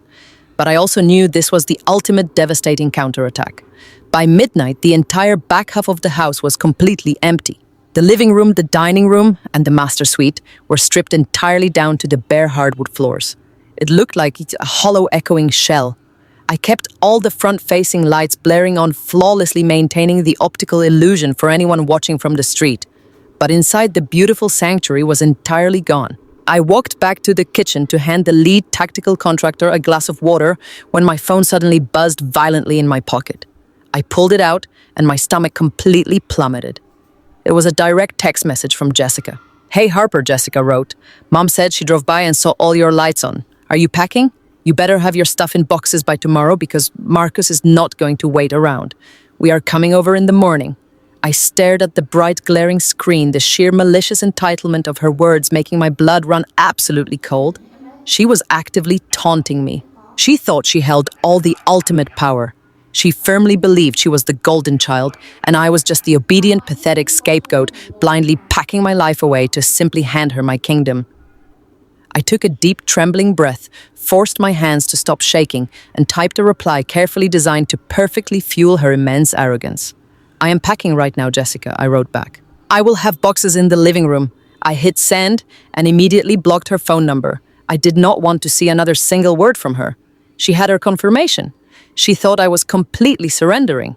At 1 o'clock in the morning, the tactical moving crew finished seamlessly loading the last of my legitimate belongings into their black stealth trucks. The lead contractor handed me the final electronic manifest to digitally sign. "Everything is perfectly secure," he whispered, his voice a low, gravelly rumble in the empty kitchen. "The trucks are heading directly to the highly secure Vanguard Holdings storage facility downtown. Your premium assets will be held under complete corporate protection until you legally require them." I sincerely thanked him and locked the back door as the black truck silently disappeared down the dark gravel alley. Now came the most crucial and deeply satisfying phase of the entire midnight operation. I pulled out my phone and quickly signaled the 2 teenagers I had hired from the discount thrift store. They drove their unmarked cargo van down the same dark alley and parked quietly behind my house. I unlocked the back door and directed them to start hauling the absolute garbage I had purchased straight into my pristine home. We carried the sagging cigarette-stained plaid sofa into the living room and positioned it exactly where my gorgeous custom sectional used to sit. We dragged the heavily scratched particle board dining table into the kitchen area. We hauled the massive broken boxy television right into the center of the room and placed it directly on the hardwood floor. The visual juxtaposition was incredibly jarring. The beautiful modern architecture of my beloved house was now violently filled with the absolute cheapest, most depressing furniture imaginable. But I was not finished perfectly setting the stage for Marcus and my entitled parents. I needed them to absolutely believe they had successfully bullied me into total submission. I went quickly into the garage and retrieved 50 flattened cardboard moving boxes. I spent the next 2 grueling hours meticulously constructing every single box.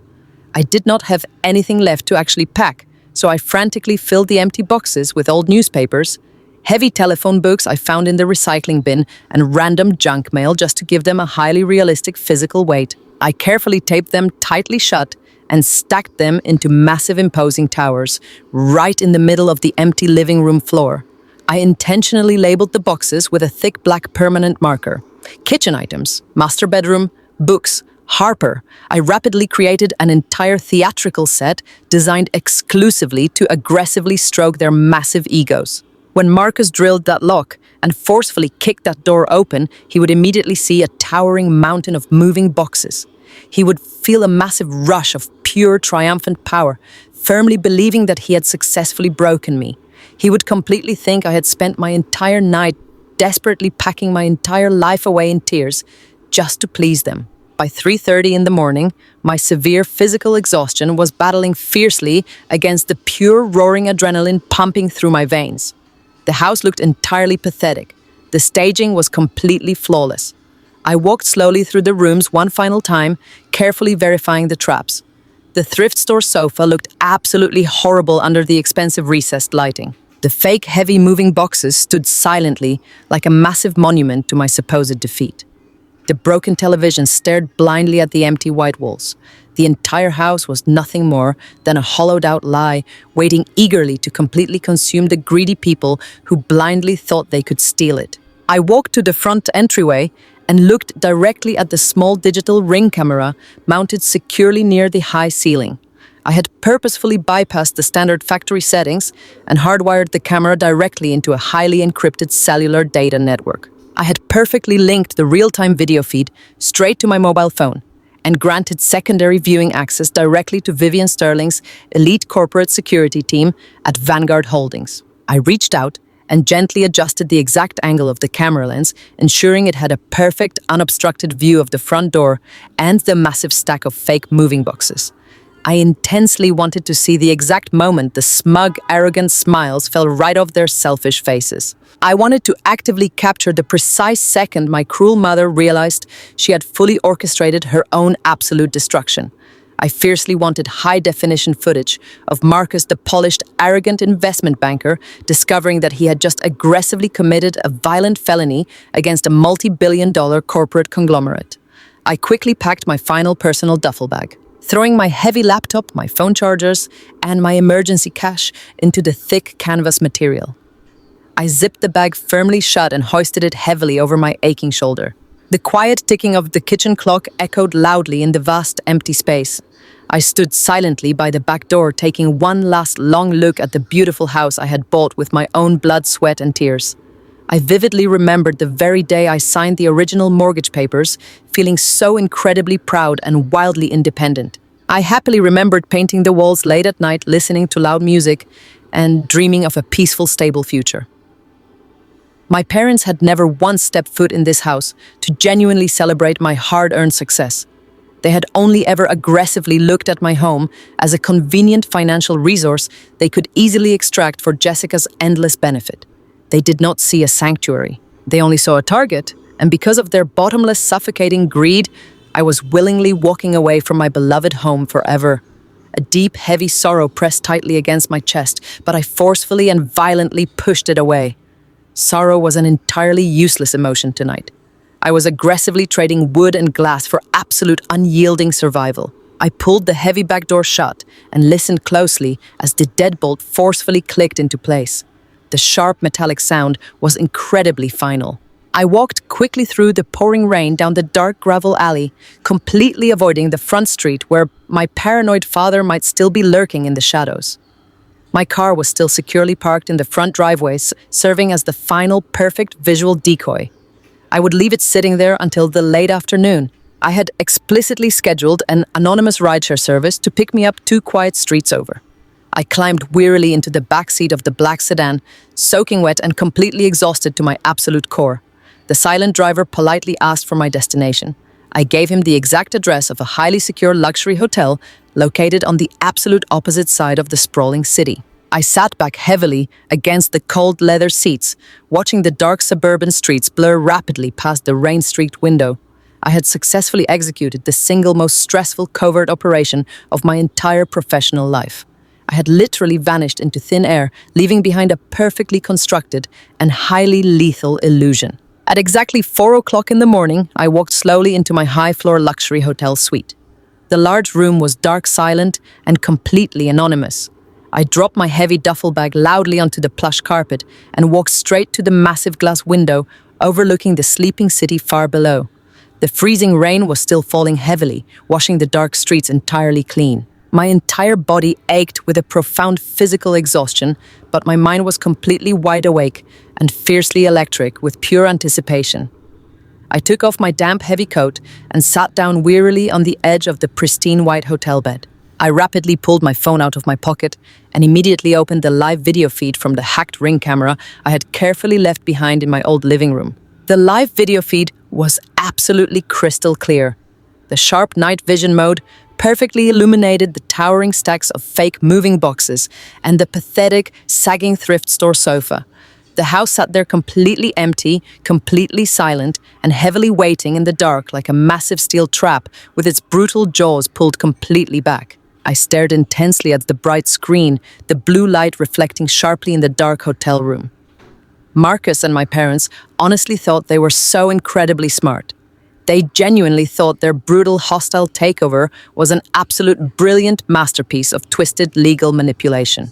They were probably sleeping soundly right now, happily dreaming of their massive free house and their stolen $400,000, while they openly laughed at my supposed weakness. They had absolutely no idea that the house they were eagerly planning to violently break into no longer legally belonged to their quiet, practical daughter. They did not know they were proudly marching straight into the waiting jaws of a merciless corporate monster.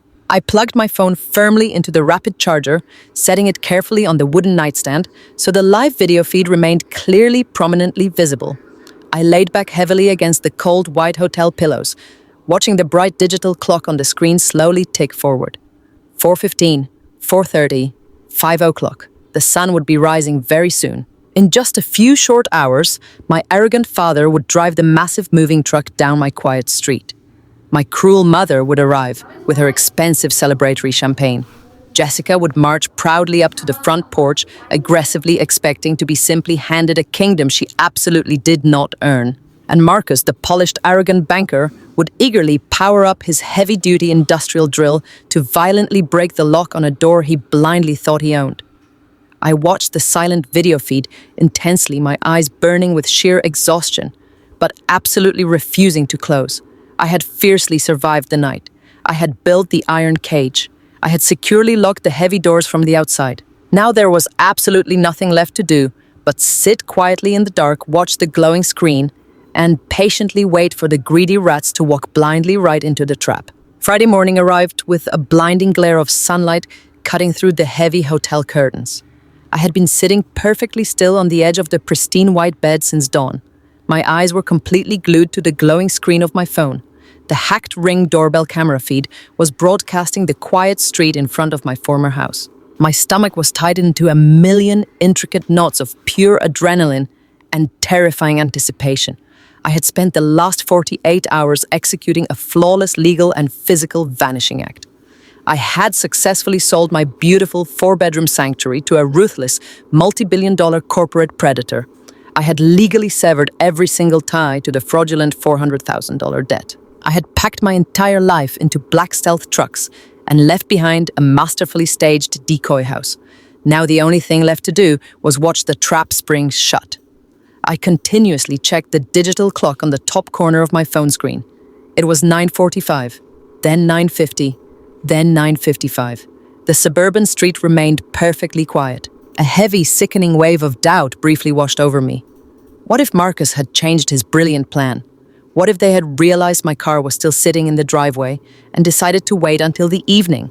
But at exactly 10 o'clock in the morning, a massive bright orange moving truck slowly turned the corner and aggressively rumbled down my quiet street. The enormous U-Haul completely eclipsed the entire camera frame as it backed clumsily into my driveway, stopping just inches away from my perfectly parked sedan. The heavy engine idled loudly, shattering the peaceful morning silence. The driver's side door swung open and Marcus stepped out. He was not wearing his usual $1,000 tailored suit today. He was dressed in expensive athleisure wear, looking incredibly smug and completely relaxed. He casually adjusted his designer sunglasses and smiled a deeply arrogant smile at my house. He truly believed he had already won. He genuinely thought he was looking at his new free luxury estate. The passenger door of the moving truck creaked open, and my sister Jessica hopped down onto the pavement. She was holding a massive iced coffee and wearing a matching designer tracksuit that probably cost more than my first car. She looked up at the 2-story house and actually did a little victorious dance, clapping her hands together like she had just won the lottery. My parents pulled up right behind the U-Haul in their dark gray sedan. Richard and Linda stepped out of their vehicle, completely radiating unearned triumph.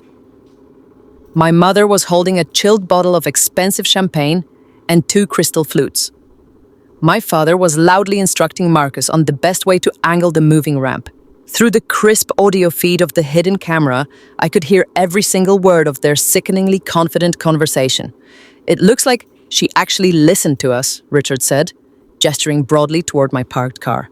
"Her car is still here, but she is definitely trapped at the auditing firm right now, just like we meticulously planned.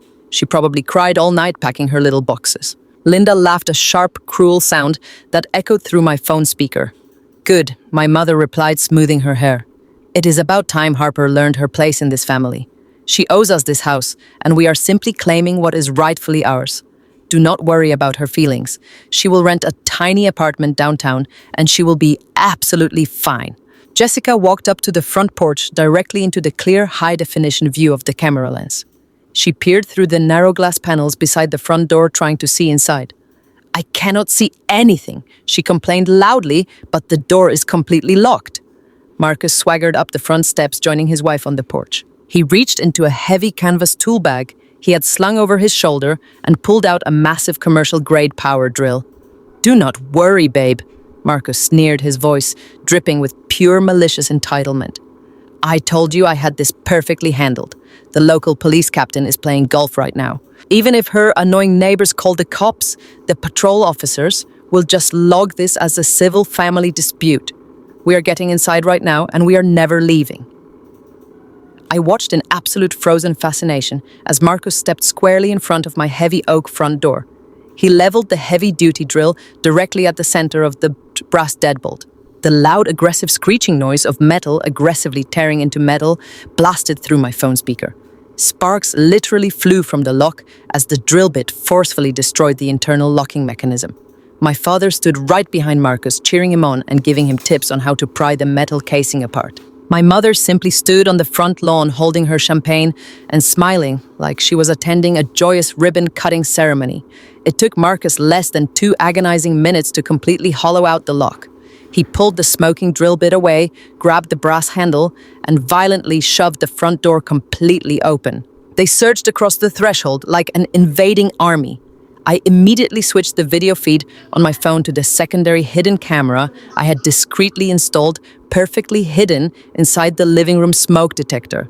The wide-angle lens captured the entire ground floor in absolute crystal clear high definition. Marcus, Jessica, Richard, and Linda stormed into the entryway, their faces absolutely glowing with arrogant victory.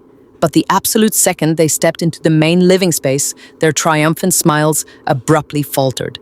They stopped dead in their tracks, completely stunned by the bizarre scene waiting for them inside. Right in the middle of the beautiful living room was the massive towering mountain of heavily taped cardboard boxes I had meticulously constructed at 2:00 in the morning.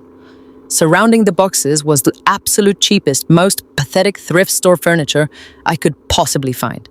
The sagging cigarette-stained plaid sofa clashed violently with the expensive hardwood floors. The deeply scratched particle board dining table looked completely absurd under the elegant recessed lighting. The massive broken boxy television sat sadly on the floor, staring blindly back at them. Jessica was the first one to break the heavy silence. "What on earth is all this garbage?" she demanded, her voice rising in a shrill, confused panic. "Where is the custom leather sectional she bought last year? Where is the imported dining table?" Marcus aggressively kicked one of the heavy fake moving boxes I had packed with old telephone directories. She must have hired a storage company to move her expensive items out overnight, he growled, his face twisting with sudden irritation. "She left us her absolute trash. She probably bought this junk off the street just to spite us." My father stepped forward, completely furious that I had dared to take my own belongings. "That ungrateful little brat," Richard yelled, kicking the leg of the scratch dining table. "She stripped the house of anything valuable. She knew we were coming, and she tried to completely ruin the aesthetic of the house for us." My mother immediately swooped in to calm his rage, totally determined to maintain her victorious delusion. "Richard, calm down," Linda soothed, setting her expensive champagne bottle down on the battered thrift store table. "Do not let her petty little tantrums ruin our big day. Look at all these boxes. She actually packed the rest of her useless junk just like we ordered her to do. She knows she's completely defeated. She knows she cannot fight us. We will just drag this hideous plaid couch out to the alley and throw it in the dumpster. We brought all of your beautiful designer furniture in the truck anyway.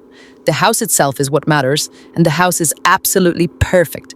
Linda's words instantly restored their sickening arrogance. Marcus nodded, deeply agreeing with his mother-in-law. He puffed out his chest, looking around the spacious living room like a conquering king surveying his freshly stolen castle. "She is right," Marcus declared loudly, clapping his hands together. "Harper is completely terrified of me. She probably moved her nice furniture out because she knows she will never get this property back. The civil eviction court is backed up for an entire year. By the time a judge even reviews a single piece of paper, her credit score will be utterly annihilated by the $400,000 equity loan I took out. We own this place now. Let us get our things inside before her nosy neighbors start asking stupid questions." I sat on the edge of my hotel bed, my hands shaking with a potent mixture of raw fury and intense, thrilling anticipation. I watched through the glowing screen as my biological family aggressively began to colonize the corporate asset they had just illegally broken into. Marcus and my father marched back out to the driveway and pulled down the heavy metal ramp of the moving truck. They started hauling massive, incredibly expensive items directly into the house. They completely ignored the fake moving boxes, leaving them sitting right in the center of the room while they worked around them. They carried in a massive plush white cloud sofa that Jessica had absolutely demanded Marcus buy for their new living room. They dragged in an enormous state-of-the-art flat-screen television, mounting it carelessly against the pristine drywall. They brought in heavy boxes labeled with expensive designer clothing brands, luxurious kitchen appliances, and high-end decor items. Jessica pranced around the living room, physically directing Marcus and my father on exactly where to place every single piece of their stolen luxury. "Put the white sofa over there, by the large windows," Jessica commanded, pointing her perfectly manicured finger across the room. "I want the natural light to hit the fabric perfectly when I take photos for my social media. Oh, and Dad, make sure you do not scratch the entryway walls when you bring in Marcus's vintage wine cooler. Harper really did leave this place surprisingly clean for us. I suppose her obsessive-compulsive cleaning habits finally paid off for someone else." My mother walked into the kitchen, completely invading the space I had meticulously designed and paid for myself. I watched through the camera feed as she casually opened the stainless steel refrigerator, checking the shelves to see if I had left any provisions for them. Finding it empty, she loudly clicked her tongue in profound disappointment. "She really is so incredibly thoughtless." Linda sighed, opening a nearby cabinet and finding it equally bare. I told Jessica to text her last night and specifically remind her about the snack preferences. She could have at least gone to the grocery store before she ran away. We will have to order expensive delivery for lunch now. I gripped my phone incredibly tight, staring at the sheer absolute madness of her entitlement. My mother genuinely believed that after stealing my home, draining my home equity, and forcing me out into the street, I should have actively stocked the pantry with expensive snacks. The level of deep psychological manipulation and toxic narcissism required to maintain that specific delusion was entirely breathtaking. They were completely disconnected from any recognizable version of reality. They were gleefully dancing inside an incredibly dangerous trap, and they were too blinded by their own profound greed to see the massive steel jaws slowly closing around them. By 11:30 in the morning, they had successfully moved nearly all of their expensive belongings inside the house. The living room was completely packed with luxurious furniture, designer rugs, and heavy wooden media consoles. Marcus had even brought in a massive, expensive Peloton exercise bike and forced my father to help him drag it into the front dining area. They were treating this property like it was an absolute permanent conquest. Marcus stood in the center of the room, wiping sweat from his forehead and admiring his stolen kingdom. He walked over to my mother and happily accepted a glass of the expensive champagne she had brought to celebrate my financial execution. To the new family estate, Marcus toasted, raising his crystal flute high into the air. He clinked his glass against Jessica's, sending a sharp ringing sound directly through my hidden microphone. And to my pathetic sister-in-law for finally learning how to share her toys. They all threw their heads back and laughed. It was a loud, vicious, echoing laughter that filled the entire house. They were celebrating a total, flawless victory. They had successfully destroyed the locks. They had forcefully established their physical squatter residency. They were absolutely confident that the local police captain would protect them from any criminal charges. They deeply believed they had an entire year and a half of rent-free luxury living ahead of them, while I slowly drowned in $500,000 of their forged, fraudulent debt. They thought they had brilliantly outsmarted a quiet, practical financial auditor, but I was not just an auditor anymore. I was a ghost watching them from a dark hotel room completely untouched by their malicious schemes. I looked away from the live video feed on my phone and glanced at the bright digital clock sitting on the hotel nightstand. It was exactly 11:45 in the morning. I knew for an absolute verified fact that Vivian Sterling did not like to wait. Vanguard Holdings was a multi-billion-dollar machine that operated with terrifying militarized precision. I had explicitly provided Vivian with the exact timeline of Marcus's planned home invasion, I had given her the precise address, the layout of the property, and the absolute legal authority to protect her newly purchased corporate asset by any means legally necessary. The ink on the cash closing documents had been completely dry since yesterday afternoon. The house no longer belonged to me. It belonged to an extremely violent corporate predator. I looked back at the glowing screen of my phone. My father had just settled deeply into Marcus's expensive white cloud sofa, kicking his feet up and taking a long, satisfying drink of champagne. Jessica was taking smiling selfies in front of the large living room windows, clearly preparing to boast to her friends about her sudden massive real estate upgrade. Marcus was leaning arrogantly against the kitchen island, surveying the room with absolute smug satisfaction. The stage was perfectly set. The actors were entirely in place. They were hopelessly trapped inside a corporate fortress they absolutely did not own. And right on cue, the distant heavy sound of multiple high-powered engines began to loudly rumble through the audio feed of my hidden exterior camera. I sat in the dark, silent hotel room with my eyes completely glued to the glowing screen of my mobile phone.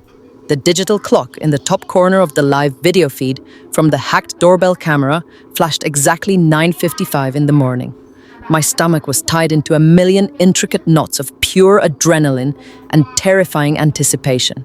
I had spent the entire previous night completely erasing my physical existence from my own home, leaving behind a perfectly staged hollow decoy filled with pathetic thrift store furniture and heavy boxes full of worthless junk mail.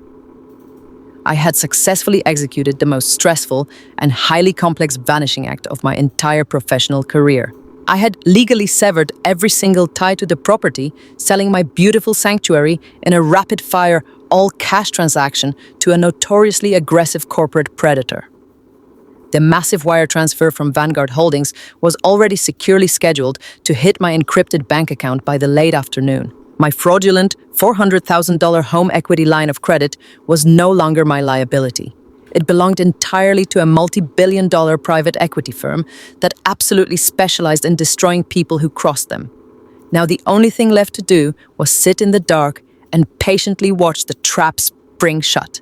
At exactly 10 o'clock in the morning, a massive bright orange moving truck aggressively turned the corner and loudly rumbled down my quiet suburban street. The enormous U-Haul completely eclipsed the entire high-definition camera frame as it backed clumsily into my driveway, stopping just inches away from my perfectly parked sedan. The heavy engine idled, loudly shattering the peaceful morning silence. The driver's side door swung open, and Marcus stepped out. He was not wearing his usual expensive tailored suit today. He was dressed in premium designer athleisure wear, looking incredibly smug and completely relaxed. He casually adjusted his sunglasses and smiled a deeply arrogant, predatory smile at my house. He genuinely believed he had already won. He truly thought he was looking at his brand new free luxury estate. The passenger door of the heavy moving truck creaked open, and my sister Jessica confidently hopped down onto the wet pavement. She was holding a massive iced coffee and wearing a bright matching designer tracksuit that probably cost more than my very first car. She looked up at the two-story house and actually did a small victorious dance, clapping her hands together like she had just won the lottery.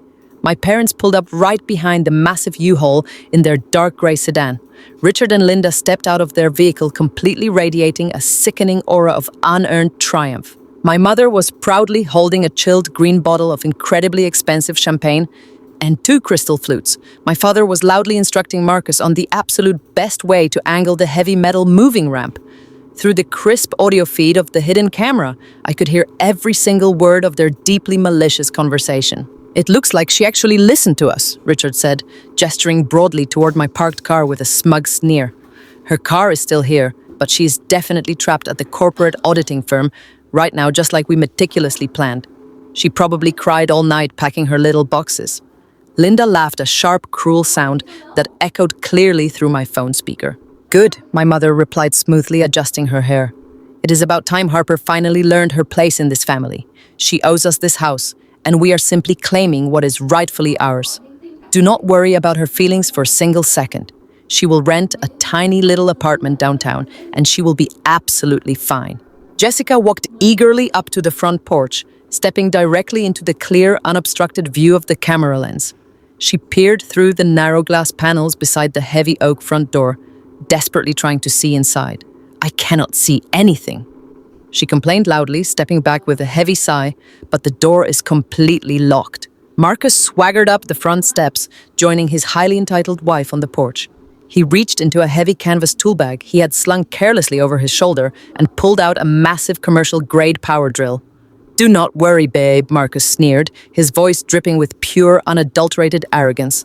"I told you I had this situation perfectly handled. The local police precinct captain is playing golf right now. Even if her annoying neighbors call the cops, the local patrol officers will just legally log this as a civil family dispute. We are getting inside right now, and we are never leaving." I watched in absolute frozen fascination as Marcus stepped squarely in front of my front door. He leveled the heavy-duty power drill directly at the center of the brass deadbolt. The loud, aggressive screeching noise of spinning metal, violently tearing into metal, blasted through my phone speaker. Bright orange sparks literally flew from the lock as the drill bit forcefully destroyed the entire internal locking mechanism. My father stood right behind Marcus, eagerly cheering him on and loudly giving him terrible tips on how to properly pry the metal casing apart. My mother simply stood on the manicured front lawn, proudly holding her champagne and smiling beautifully, like she was attending a joyous neighborhood ribbon-cutting ceremony. It took Marcus less than 2 agonizing minutes to completely hollow out the lock. He violently pulled the smoking drill bit away, grabbed the brass handle, and forcefully shoved the front door completely open. They surged across the threshold like a victorious invading army. I immediately switched the video feed on my phone to the secondary hidden camera I had discreetly installed, perfectly hidden inside the living room smoke detector. The wide-angle lens brilliantly captured the entire ground floor in absolute crystal-clear high definition. Marcus, Jessica, Richard, and Linda stormed joyously into the entryway, their faces absolutely glowing with arrogant victory. But the absolute second they stepped fully into the main living space, their triumphant smiles abruptly faltered. They stopped dead in their tracks, completely stunned by the bizarre, unexpected scene waiting for them inside. Right in the middle of the beautiful living room was the massive towering mountain of heavily taped cardboard boxes I had meticulously constructed at 2 o'clock in the morning. Surrounding the fake boxes was the absolute cheapest, most pathetic thrift store furniture I could possibly find. The sagging, cigarette-stained plaid sofa clashed violently with the expensive polished hardwood floors. The deeply scratched particle board dining table looked completely absurd under the elegant, modern recessed lighting. The massive broken boxy television sat sadly on the floor, staring blindly back at them. Jessica was the very first one to break the heavy, stunned silence. "What on earth is all this disgusting garbage?" she demanded, her voice rising in a shrill, confused panic. "Where is the custom-imported leather sectional she bought last year? Where is the beautiful hardwood dining table?" Marcus aggressively kicked one of the heavy, fake moving boxes I had securely packed with old telephone directories. She must have secretly hired a midnight storage company to move all her expensive items out. Overnight, he growled, his face violently twisting with sudden, intense irritation. She literally left us her absolute trash. She probably bought this horrible junk off the street just to spite us. My father stepped forward, completely furious that I had dared to actually take my own hard-earned belongings. That ungrateful little brat Richard yelled aggressively, kicking the wooden leg of the scratched dining table. She stripped the entire house of anything truly valuable. She knew we were coming, and she desperately tried to completely ruin the aesthetic of the house for us. My mother immediately swooped in to fiercely calm his rage, totally determined to blindly maintain her victorious delusion. "Richard, calm down," Linda soothed, setting her expensive champagne bottle down on the battered thrift store table with a sharp clink. "Do not let her petty little tantrums ruin our wonderful big day. Look at all these heavy boxes." She actually packed the rest of her useless junk, just like we sternly ordered her to do. She knows she is completely defeated. She knows she cannot legally fight us. We will just easily drag this hideous plaid couch out to the back alley and throw it directly in the dumpster. We brought all of your beautiful designer furniture in the truck anyway. The physical house itself is what truly matters, and the house is absolutely perfect. Linda's deeply delusional words instantly restored their sickening arrogance. Marcus nodded deeply, agreeing completely with his highly manipulative mother-in-law. He puffed out his chest, looking proudly around the spacious living room like a conquering corporate king. surveying his freshly stolen castle. "She is totally right," Marcus declared loudly, clapping his hands together. "Harper is completely terrified of me and my legal connections. She probably moved her nice furniture out because she firmly knows she will never, ever get this property back. The local civil eviction court is backed up for an entire year. By the time a judge even bothers to review a single piece of her desperate paperwork, her pristine credit score will be utterly annihilated by the massive $400,000 equity loan I forged in her name. We own this place now. Let us get our expensive things inside before her nosy neighbors start asking stupid questions." For the next incredibly tense hour, I sat on the edge of my hotel bed, my hands shaking with a potent mixture of raw fury and intense, thrilling anticipation. I watched through the glowing screen as my biological family aggressively began to colonize the corporate asset they had just illegally broken into. Marcus and my father proudly marched back out to the driveway and pulled down the heavy metal ramp of the moving truck. They started hauling massive, incredibly expensive items directly into the house. They completely ignored the fake moving boxes, leaving them sitting right in the center of the room while they happily worked around them. They carried in a massive plush white cloud sofa that Jessica had absolutely demanded Marcus buy for their new living room. They dragged in an enormous state-of-the-art flat screen, television mounting it carelessly against the pristine drywall. They brought in heavy boxes labeled with expensive designer clothing brands, luxurious kitchen appliances, and high-end decorative items. Jessica pranced happily around the living room, physically directing Marcus and my father on exactly where to perfectly place every single piece of their stolen luxury. "Put the white sofa over there, by the large, gorgeous windows," Jessica commanded, pointing her perfectly manicured finger across the room. "I want the beautiful natural light to hit the premium fabric perfectly when I take photos for my social media followers." My mother happily popped the cork on her expensive champagne bottle right in the middle of the kitchen. A loud, triumphant pop echoed through the hidden audio feed, followed instantly by the sound of bubbling liquid pouring into crystal flutes.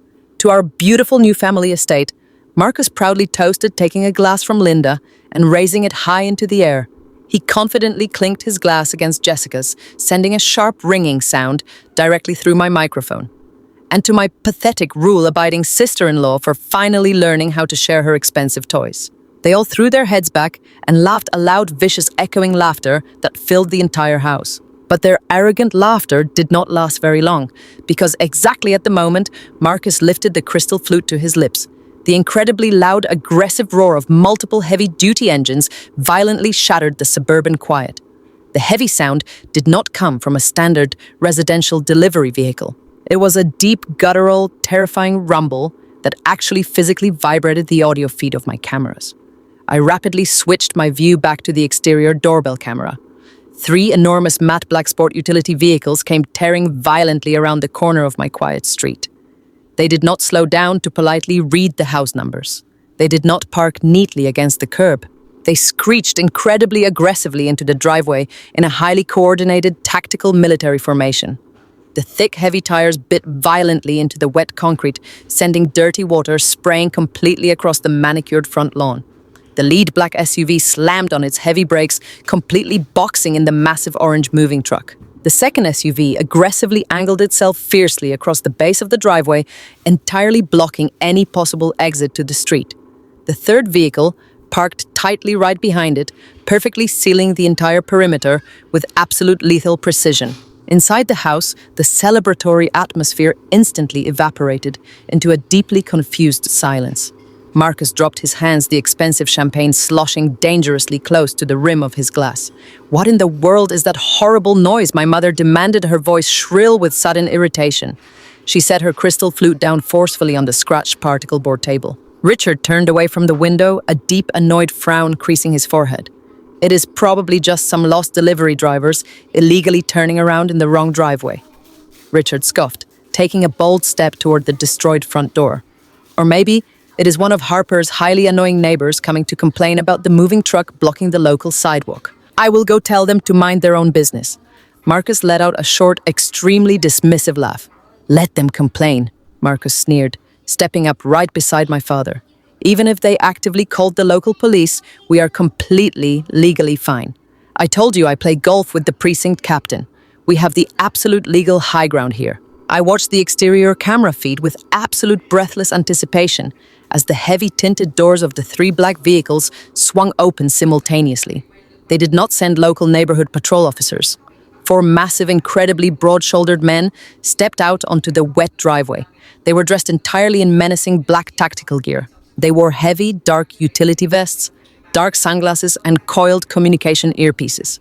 They carried themselves with the cold, highly disciplined, terrifying menace of elite private security contractors who were explicitly highly paid to handle extreme violent corporate threats. They moved rapidly, fanning out aggressively across the front lawn and securing the absolute perimeter of the entire property in total silence. My father stopped dead in his tracks halfway to the front door. The smug, arrogant expression entirely vanished from his face, instantly replaced by a sudden, deeply confused shock. "Those do not look like local police officers," Richard muttered, his voice dropping to a nervous, terrified whisper. But the private security contractors were absolutely not alone. From the second black vehicle, two official armed law enforcement officers stepped purposefully out into the morning light. I instantly clearly recognized their distinctive uniforms. They were not local city municipal police. They were state troopers. Sylvia Caldwell had been absolutely legally brilliant. By utilizing a multi-billion-dollar corporate conglomerate like Vanguard Holdings, she completely, aggressively bypassed the local municipal police department entirely. Marcus's corrupt golf-playing local precinct captain had absolutely zero jurisdiction or legal authority over the state troopers. The troopers adjusted their heavy duty belts, their expressions completely stern and strictly professional, and marched purposefully up the driveway toward the front porch. And then from the back seat of the lead tactical vehicle, Vivian Sterling gracefully stepped out. She looked like an absolute lethal predator, calmly walking onto a fresh battlefield. She was wearing a flawless, razor-sharp crimson power suit that stood out violently against the dull grey morning. Her dark hair was pulled back into a severe, immovable twist. She carried a thick black leather folder tightly in one hand. She did not bother to look at the massive moving truck. She did not look at the scattered designer boxes on the front lawn. She walked straight up the concrete pathway, her sharp heels clicking a lethal, rhythmic cadence against the pavement. The four tactical contractors immediately fell perfectly into step behind her, forming an impenetrable, highly intimidating wall of pure muscle and absolute security. The two state troopers flanked her sides tightly. It was an overwhelming, terrifying display of absolute unmitigated corporate power. And it was marching directly confidently through the front door my father had just illegally destroyed. I switched the view instantly back to the interior living room camera. My family was completely frozen in absolute terrified panic. Jessica had dropped her phone directly onto the thrift store couch. Her mouth was hanging wide open, her eyes darting frantically toward the entryway. My mother tightly clutched her chest, her face rapidly draining of all natural color. Marcus stood perfectly intensely still, his knuckles turning completely white as he gripped the fragile neck of the crystal champagne flute. The heavy, violently destroyed front door suddenly swung wildly open, slamming aggressively against the interior wall. The four massive tactical security contractors stepped smoothly through the threshold first. They did not say a single word. They simply spread out silently into the living room, their sheer imposing physical presence instantly dominating the entire space. They completely strategically blocked the exits, standing with their hands resting casually near their tactical belts. The two state troopers stepped heavily inside right behind them, their hands resting firmly on their duty belts, their eyes scanning the room with cold, intense authority. And then Vivian Sterling stepped beautifully into the house. She walked directly smoothly into the center of the living room, completely ignoring the massive piles of heavy luxury furniture and the scattered cardboard boxes. Her cold, piercing silver eyes swept slowly over the deeply terrified faces of my biological family, with a look of absolute chilling disgust. The silence in the room was so incredibly heavy, so incredibly physically thick, that it felt genuinely suffocating. For a full 10 seconds, absolutely nobody dared to breathe. Finally, my father foolishly found his voice. He aggressively puffed out his chest, desperately trying to summon the patriarchal authority he always heavily used to bully me into absolute submission. "What is the meaning of this?" Richard yelled, his voice echoing sharply in the incredibly tense room. He took a bold, angry step toward Vivian, completely ignoring the massive, heavily armed security contractors standing just feet away. Who do you think you are violently breaking into this house? This is private residential property. Get out of my daughter's house right this instant before I have all of you formally arrested for illegal trespassing. Jessica immediately chimed in, her voice a shrill, panicked shriek. You are aggressively scuffing the expensive hardwood floors with your heavy boots. We just moved our designer furniture in here. We have legal squatter rights. We are her immediate family. My mother rapidly stepped out from the kitchen, desperately pointing a trembling, manicured finger at the highly decorated state troopers. You have absolutely no legal right to be here, Linda yelled, her face flushing bright red with desperate indignation. This is a simple civil family dispute. My wealthy son-in-law spoke directly to the local precinct captain. You cannot forcefully remove us. We legally live here now. We proudly claim complete physical residency. Marcus had not said a single word. He was staring intensely directly at Vivian Sterling. I watched closely through the high-definition camera feed as a profound catastrophic realization slowly dawned across his previously smug face. He was a high-level elite investment banker. He swam constantly in the deep, dangerous, highly regulated waters of corporate finance. He knew precisely what private equity acquisition teams looked like. He clearly recognized the heavy, calculated aggression of elite corporate litigation. He looked incredibly closely at the black tactical vests of the quiet security contractors. He looked at the flawless crimson suit. He looked at the heavy leather folder tightly held in Vivian's hand, and then his eyes suddenly widened in absolute paralyzing terror.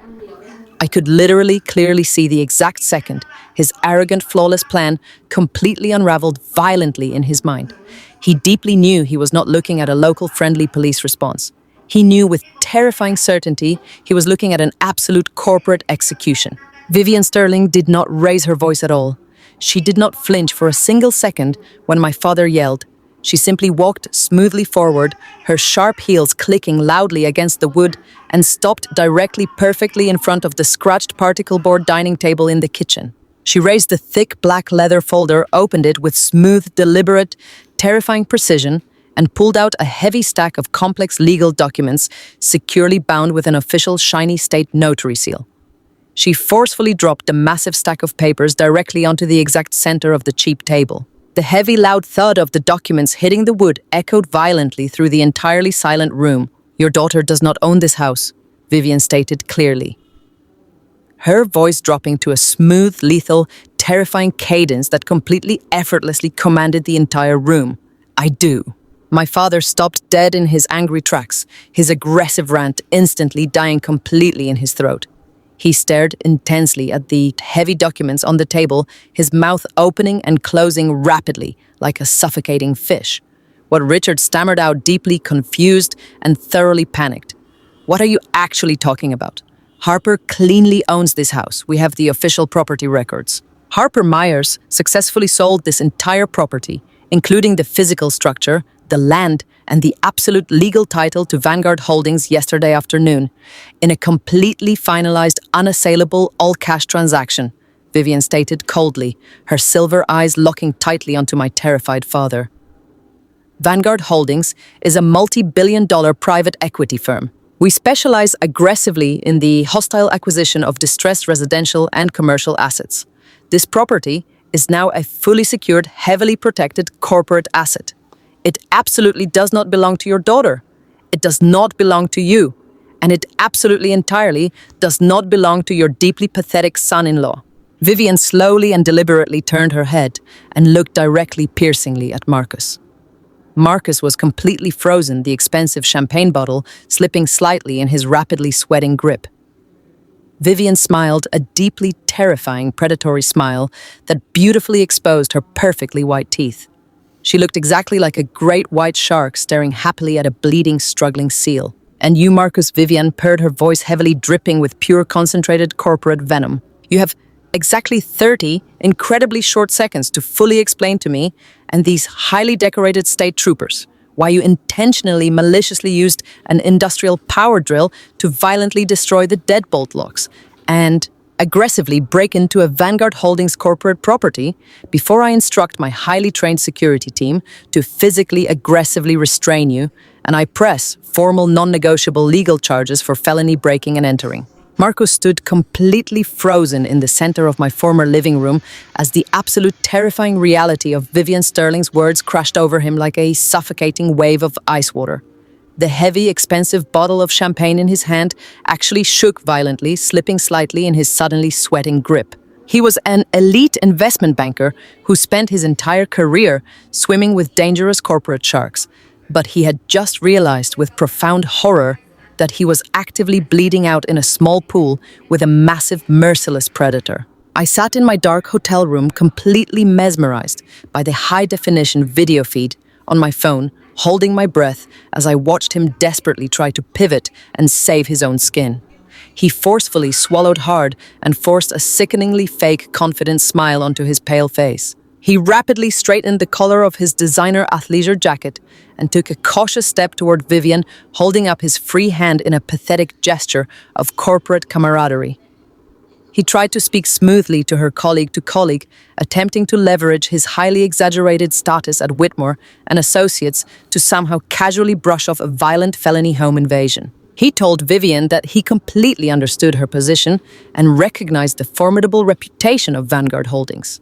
He aggressively attempted to mansplain the situation to her, claiming this was all just a massive, deeply unfortunate family misunderstanding over a highly complicated residential deed. He blatantly lied right to her face, stating that his deeply emotional and financially confused sister-in-law Harper must have made a terrible administrative mistake selling the property, while it was actively caught up in a legitimate private family trust dispute. He promised Vivian that if she simply asked the state troopers to step outside for 5 short minutes, he would personally make a direct phone call to his senior managing partners. He arrogantly offered to wire Vanguard Holdings a very generous premium fee to quietly reverse the sale and make this tiny little suburban miscommunication completely disappear without any unnecessary public police involvement.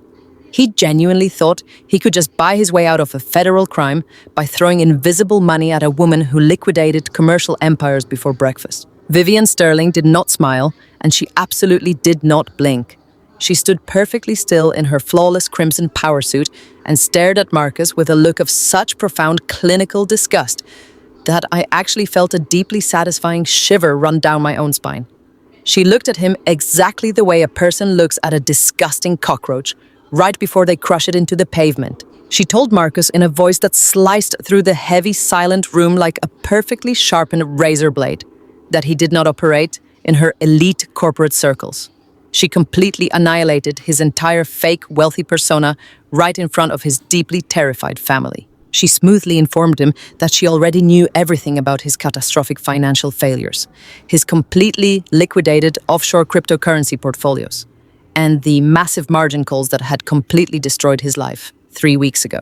She loudly stated that he was entirely broke, drowning in toxic, unmanageable debt, and so profoundly pathetic and desperate that he resorted to violently stealing from a female relative who he foolishly assumed was too weak to ever fight back. Marcus physically recoiled, taking a panicked, stumbling step backward as if Vivian had slapped him directly across the face. My parents gasped loudly, clutching each other in sudden, absolute terror. Jessica dropped her jaw, completely staring at her husband in absolute panicked confusion, demanding to know what Vivian was talking about. She shrieked at Marcus, asking why a corporate director was saying their luxury condo was seized when he had specifically promised her it was just undergoing a high-end plumbing renovation. Marcus completely ignored his hysterical wife, his eyes darting frantically between the 2 stoic state troopers and the 4 massive, heavily armed tactical security contractors, who were perfectly blocking every single exit in the house. He desperately pleaded with Vivian, his polished arrogance rapidly dissolving into pure, naked, pathetic panic. He begged her to listen to him, frantically claiming he had powerful hidden corporate assets and unvested stock options he could magically leverage to make the entire problem go away. Vivian simply raised one perfectly manicured hand and instantly silenced his pathetic rambling. She told him coldly that he had absolutely nothing left to his name and that he had severely, fatally underestimated the quiet woman he had violently tried to destroy. She explained that I did not make a confused emotional mistake. She told them I had meticulously documented every single piece of his fraudulent wire scheme and that I had legally transferred the entire physical property and all of its attached financial liabilities directly to Vanguard Holdings yesterday afternoon. She then turned smoothly to the two highly decorated state troopers and handed them the incredibly thick black leather folder she had brought with her. She announced with absolute commanding legal authority that the four individuals currently standing in this room had not only illegally trespassed and violently destroyed the physical locks on a heavily secured Vanguard Holdings corporate asset, but that the specific man holding the champagne bottle had just committed a massive federal financial crime against her firm. She instructed the troopers to open the folder where they would clearly find certified digital tracking logs, heavily verified internal banking sub-peonas, and my sworn legal affidavit proving beyond any shadow of a doubt that Marcus had utilized his corrupt corporate clearance to forge a digital signature and fraudulently open a $400,000 home equity line of credit. Vivian then delivered the ultimate, completely devastating corporate death blow. She stated loudly that because I had sold the property to her firm, Vanguard Holdings legally purchased the attached debt and assumed all absolute legal rights to actively, vigorously prosecute the fraud. She explained that Marcus did not just steal money from his solitary sister-in-law. He had aggressively used illegal wire fraud across state lines to actively defraud a multi-billion-dollar private equity firm. She demanded his immediate physical arrest for federal wire fraud felony identity theft and felony breaking and entering. The lead state trooper opened the heavy leather folder and rapidly scanned the top page, his expression hardening instantly into pure, uncompromising stone. He snapped the folder shut, handed it back to Vivian, and looked directly at Marcus with cold, absolute authority. The trooper ordered Marcus to turn around immediately and place his hands firmly behind his back, stating clearly that he was officially under arrest. Marcus completely entirely lost his mind. The polished, wealthy investment banker persona completely evaporated, leaving behind a terrified, desperate coward. He backed away, waving his hands frantically in the air, backing into the cheap, scratched particle board dining table. He shouted that they did not understand, that they could not arrest him because he was an elite banking executive. He desperately cried out that he personally knew the local precinct captain and begged the state troopers to call the local station because this was supposed to be a simple civil dispute. The two state troopers did not hesitate for a single fraction of a second. They aggressively lunged forward, grabbing Marcus firmly by his expensive athletic jacket and forcefully spinning him around. They slammed him aggressively against the beautifully painted living room wall, pinning his arms securely behind his back. The loud, sharp, metallic clicking sound of heavy steel handcuffs ratcheting tightly around his wrists echoed crisply through the hidden microphone and directly into my quiet hotel room. Marcus pressed his face against the cold drywall, completely loudly sobbing in absolute pathetic terror as the trooper formally and loudly read him his Miranda rights. He begged my father to do something, to call his lawyers, to stop this absolute nightmare. But Richard simply stood frozen in the corner, completely paralyzed by fear. Seeing her wealthy, powerful husband being treated like a common violent street criminal and her entire fragile, delusional world completely violently shattered was entirely too much for Jessica to handle. She completely lost all rational, emotional control. She let out a horrifying, blood-curdling scream, her face turning a bright, violent shade of purple. She shrieked that they could not do this to her family, claiming they were rich, respected people who absolutely belonged in this beautiful new house. She turned her absolute blind, feral rage directly toward Vivian Sterling, aggressively screaming that Vivian was a wealthy corporate witch who had violently ruined her perfectly curated luxury life. Jessica wildly threw her heavy plastic iced coffee cup directly at Vivian, the dark brown liquid splashing aggressively across the expensive hardwood floor. She lunged violently forward, swinging her hands and aiming her long, sharp acrylic nails directly at Vivian's face in a desperate, pathetic attempt to physically attack her. But Jessica completely forgot that she was not dealing with her compliant, easily bullied younger sister anymore. She was actively dealing with a senior corporate director who traveled with elite, highly trained military security contractors. Before Jessica could even take 2 aggressive steps forward, one of the massive private security guards moved with incredibly terrifying, blinding speed. He stepped smoothly, perfectly in front of Vivian, protecting her entirely. He reached out, grabbed Jessica firmly by her designer track jacket, and aggressively swept her legs completely out from under her in one flawless tactical motion. Jessica hit the expensive hardwood floor with a massive, sickening thud that made the camera microphone explicitly crackle. The security contractor instantly pinned both of her arms securely behind her back, driving his heavy knee forcefully into her shoulder blade to keep her completely restrained on the floorboards. She thrashed and screamed wildly, kicking her legs like a spoiled, entitled toddler, throwing a massive, deeply embarrassing public tantrum. She wailed, sobbing hysterically into the dirty floor, screaming that her expensive designer outfit was completely ruined and demanding that the security guard release her immediately. The second state trooper immediately stepped over, pulling a heavy spare set of steel handcuffs from his utility belt and aggressively ratcheting them tightly onto Jessica's thrashing wrists. The trooper stated coldly that she was formally under arrest for the physical assault of a corporate property representative and felony trespassing. He hauled her roughly up to her feet, ignoring her dramatic crying. Jessica stood there completely covered in sticky, spilled iced coffee. Her expensive matching outfit entirely ruined her, hands bound tightly behind her back, openly, uncontrollably weeping in absolute, profound, total humiliation. My parents stood completely frozen in the corner of the living room, utterly paralyzed by the sheer breathtaking violence of the total family collapse. My father was physically shaking, his face incredibly pale and completely devoid of his usual loud, bullying, patriarchal authority. My mother tightly clutched her chest, her eyes wide with sheer, unadulterated, visceral terror. Richard desperately tried to quickly salvage his own skin, instantly abandoning his beloved golden child, the absolute second the steel handcuffs appeared on her wrists. He held his trembling hands up in the air and aggressively begged the state troopers to listen to him.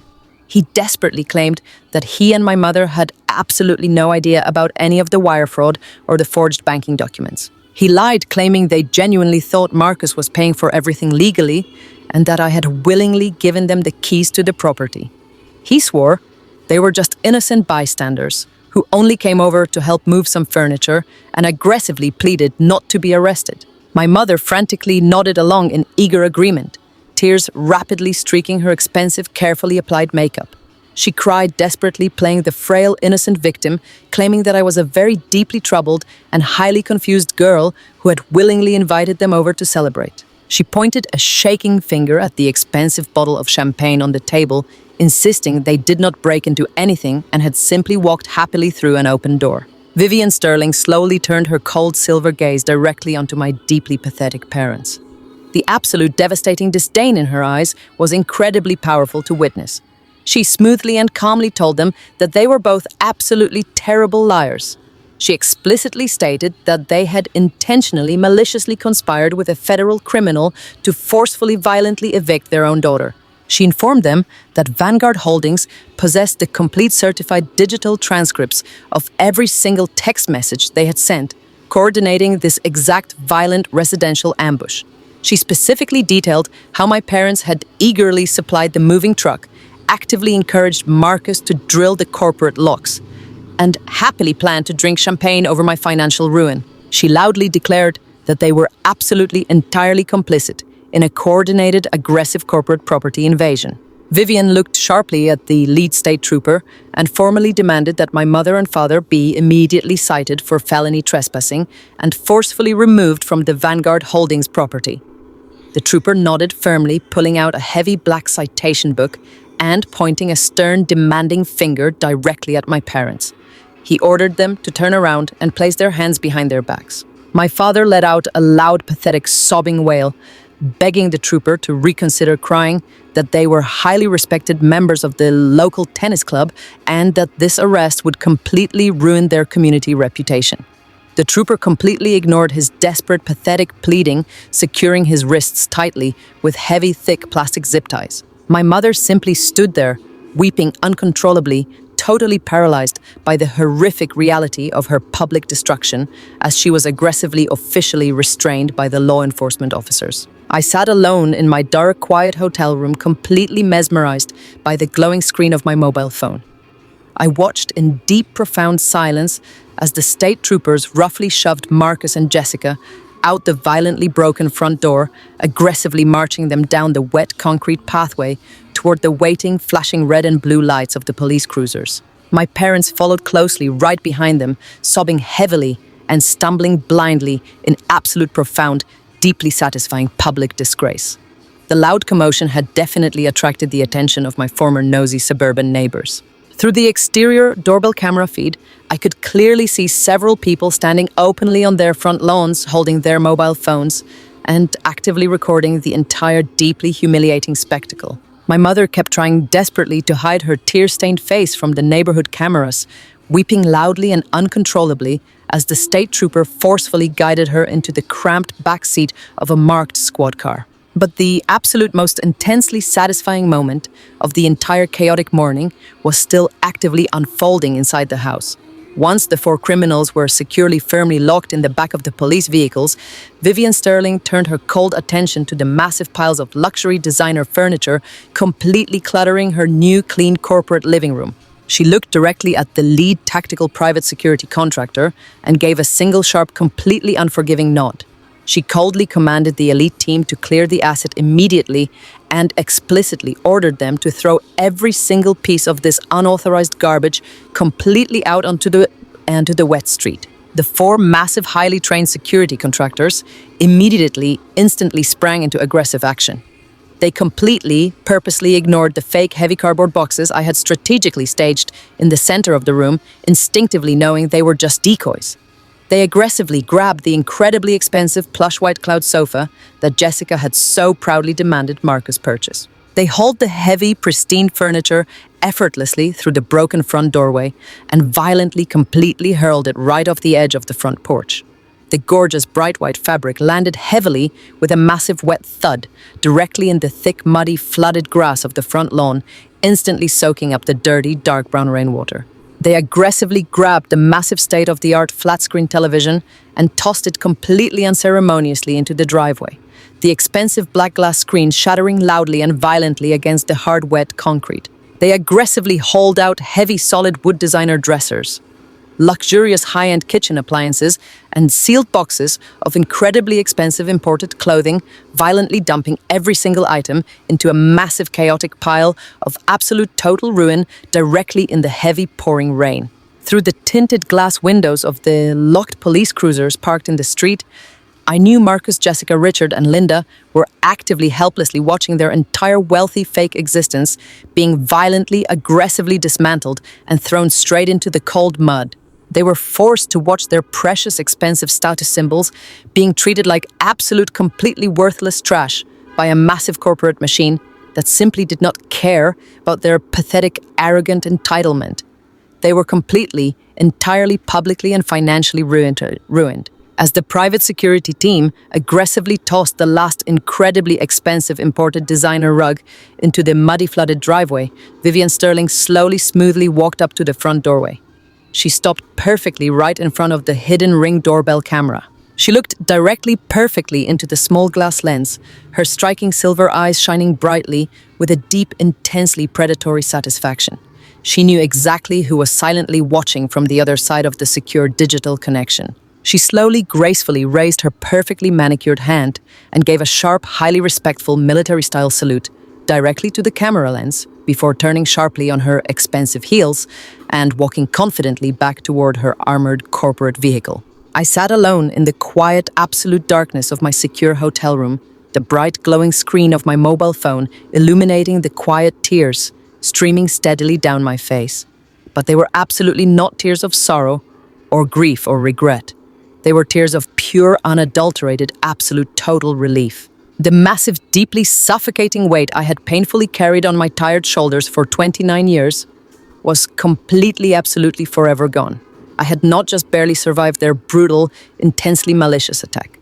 I had completely, flawlessly outsmarted them. I had taken their brilliant, flawless, deeply arrogant trap and perfectly weaponized it to smoothly execute their total, absolute, irreversible destruction. They had always arrogantly thought I was incredibly weak, They thought I was a quiet, compliant, easily manipulated daughter who would simply tragically fold under intense pressure and willingly hand them my entire hard-earned life on a silver platter. They genuinely, deeply believed they could illegally steal my money completely, destroy my corporate career, and leave me absolutely homeless while they happily drank expensive champagne on my stolen couch. But as they sat shivering pathetically in the back of those cold police cruisers, actively facing heavy federal prison time and complete total financial ruin, desperately watching their beloved luxury furniture sink slowly, deeply into the cold, wet mud, they finally, profoundly, terrifyingly understood the absolute truth.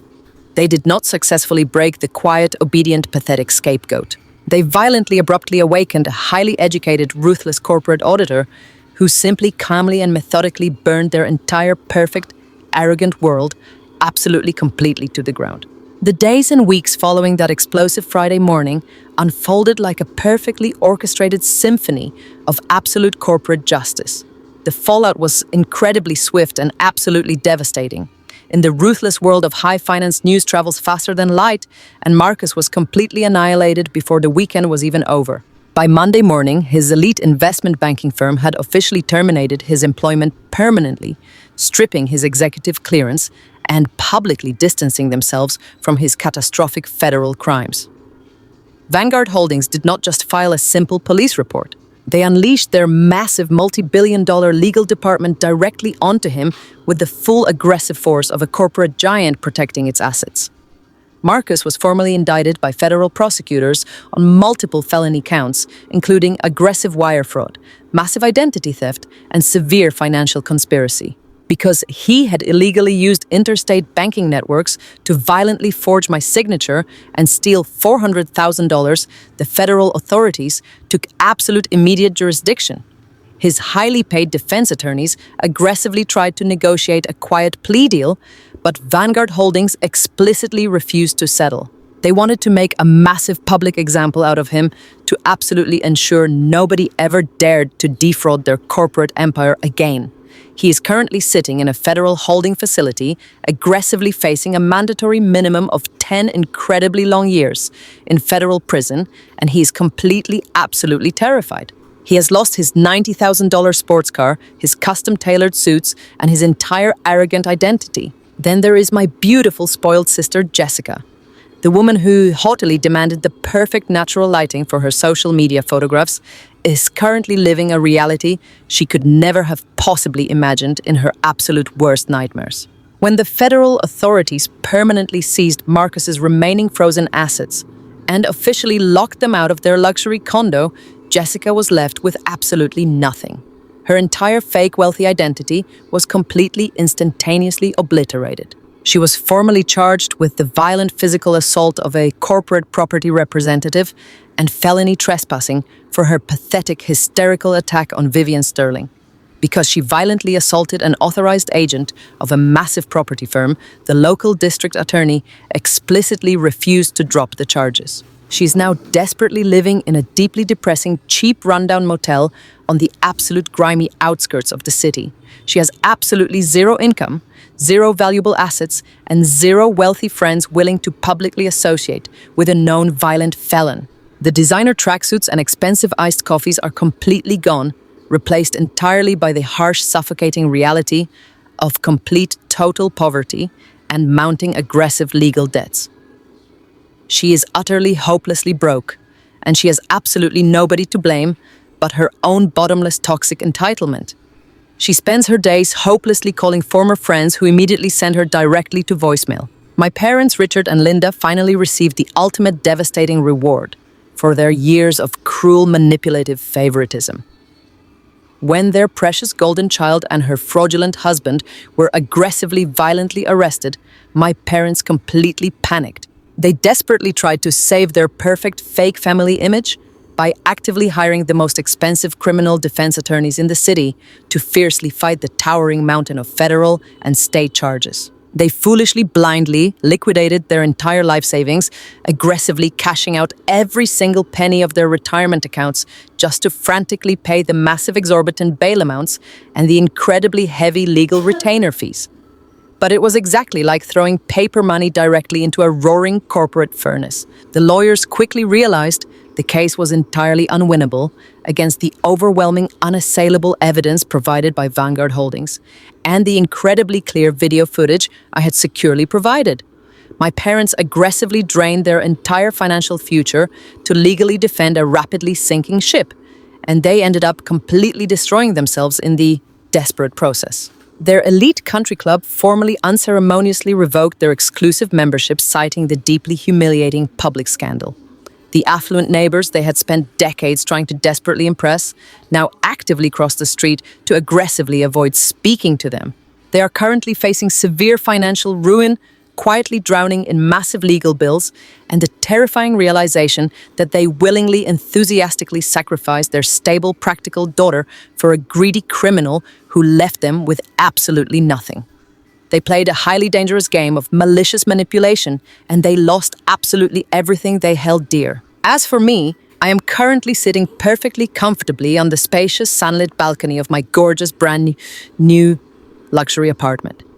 I am drinking a hot cup of artisan coffee and looking peacefully out over the beautiful, sprawling city skyline. The massive all-cash wire transfer from Vanguard Holdings successfully hit my securely encrypted bank account exactly 48 hours after I signed those incredible, liberating documents. I used a portion of that massive payout to quietly, discreetly lease this stunning high-rise apartment under a heavily protected corporate privacy structure, making my physical location entirely, completely untraceable to anyone in my deeply toxic biological family.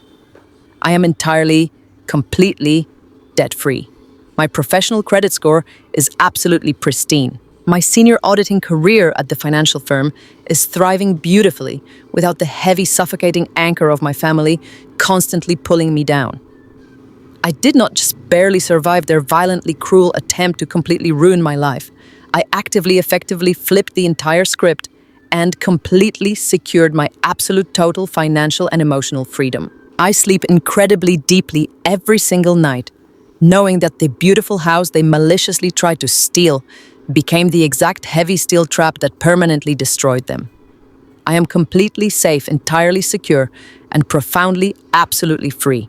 As I sit here, completely peacefully looking out at the beautiful morning sky, I have had a lot of quiet time to deeply, intensely reflect on the past 29 years of my life. For years, I honestly, desperately thought if I just simply worked hard enough, if I was perfectly helpful enough, if I quietly accommodated every single one of their incredibly unreasonable demands, they would eventually naturally respect me. I deeply, truly believed that if I conclusively proved my financial worth and consistently, generously shared my hard-earned success, my parents would finally look at me with the exact same unconditional love they so freely, aggressively showered upon my sister. I exhausted my spirit entirely desperately trying to purchase a valid seat at a family table where I was never ever actually welcome. But the profound, terrifying truths I clearly learned through this absolute nightmare is that parasites do not ever respect their hosts. They do not appreciate the vital lifeblood you generously bleed for them. They do not care about your immense physical exhaustion or your deep, quiet sorrow. They just blindly, aggressively feed and feed and feed until there is absolutely nothing left of you to consume. And when you finally have absolutely nothing left to give, they will coldly, cruelly discard you without a single passing second thought. The most important psychological lesson I learned from this entire deeply traumatic ordeal is that setting firm, non-negotiable boundaries is absolutely never an act of revenge. It is an essential, fundamental act of pure self-preservation. You're absolutely never obligated to quietly set yourself completely on fire just to temporarily keep toxic, entitled people pleasantly warm. You do not owe your hard-earned sanctuary, your stable financial security, or your precious mental health to people who simply happen to share your biological, physical characteristics, but actively treat you like a completely disposable, worthless asset.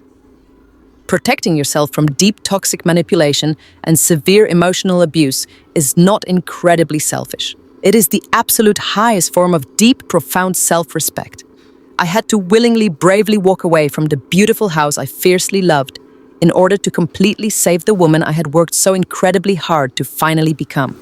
And looking back now, I realize It was the absolute greatest, most powerful decision I have ever made in my entire life. If you have ever had to draw a hard line with a toxic family member, type boundaries in the comments below. Do not forget to like this video, hit subscribe, and share this with someone who needs the courage to walk away. You deserve your peace. See you in the next story.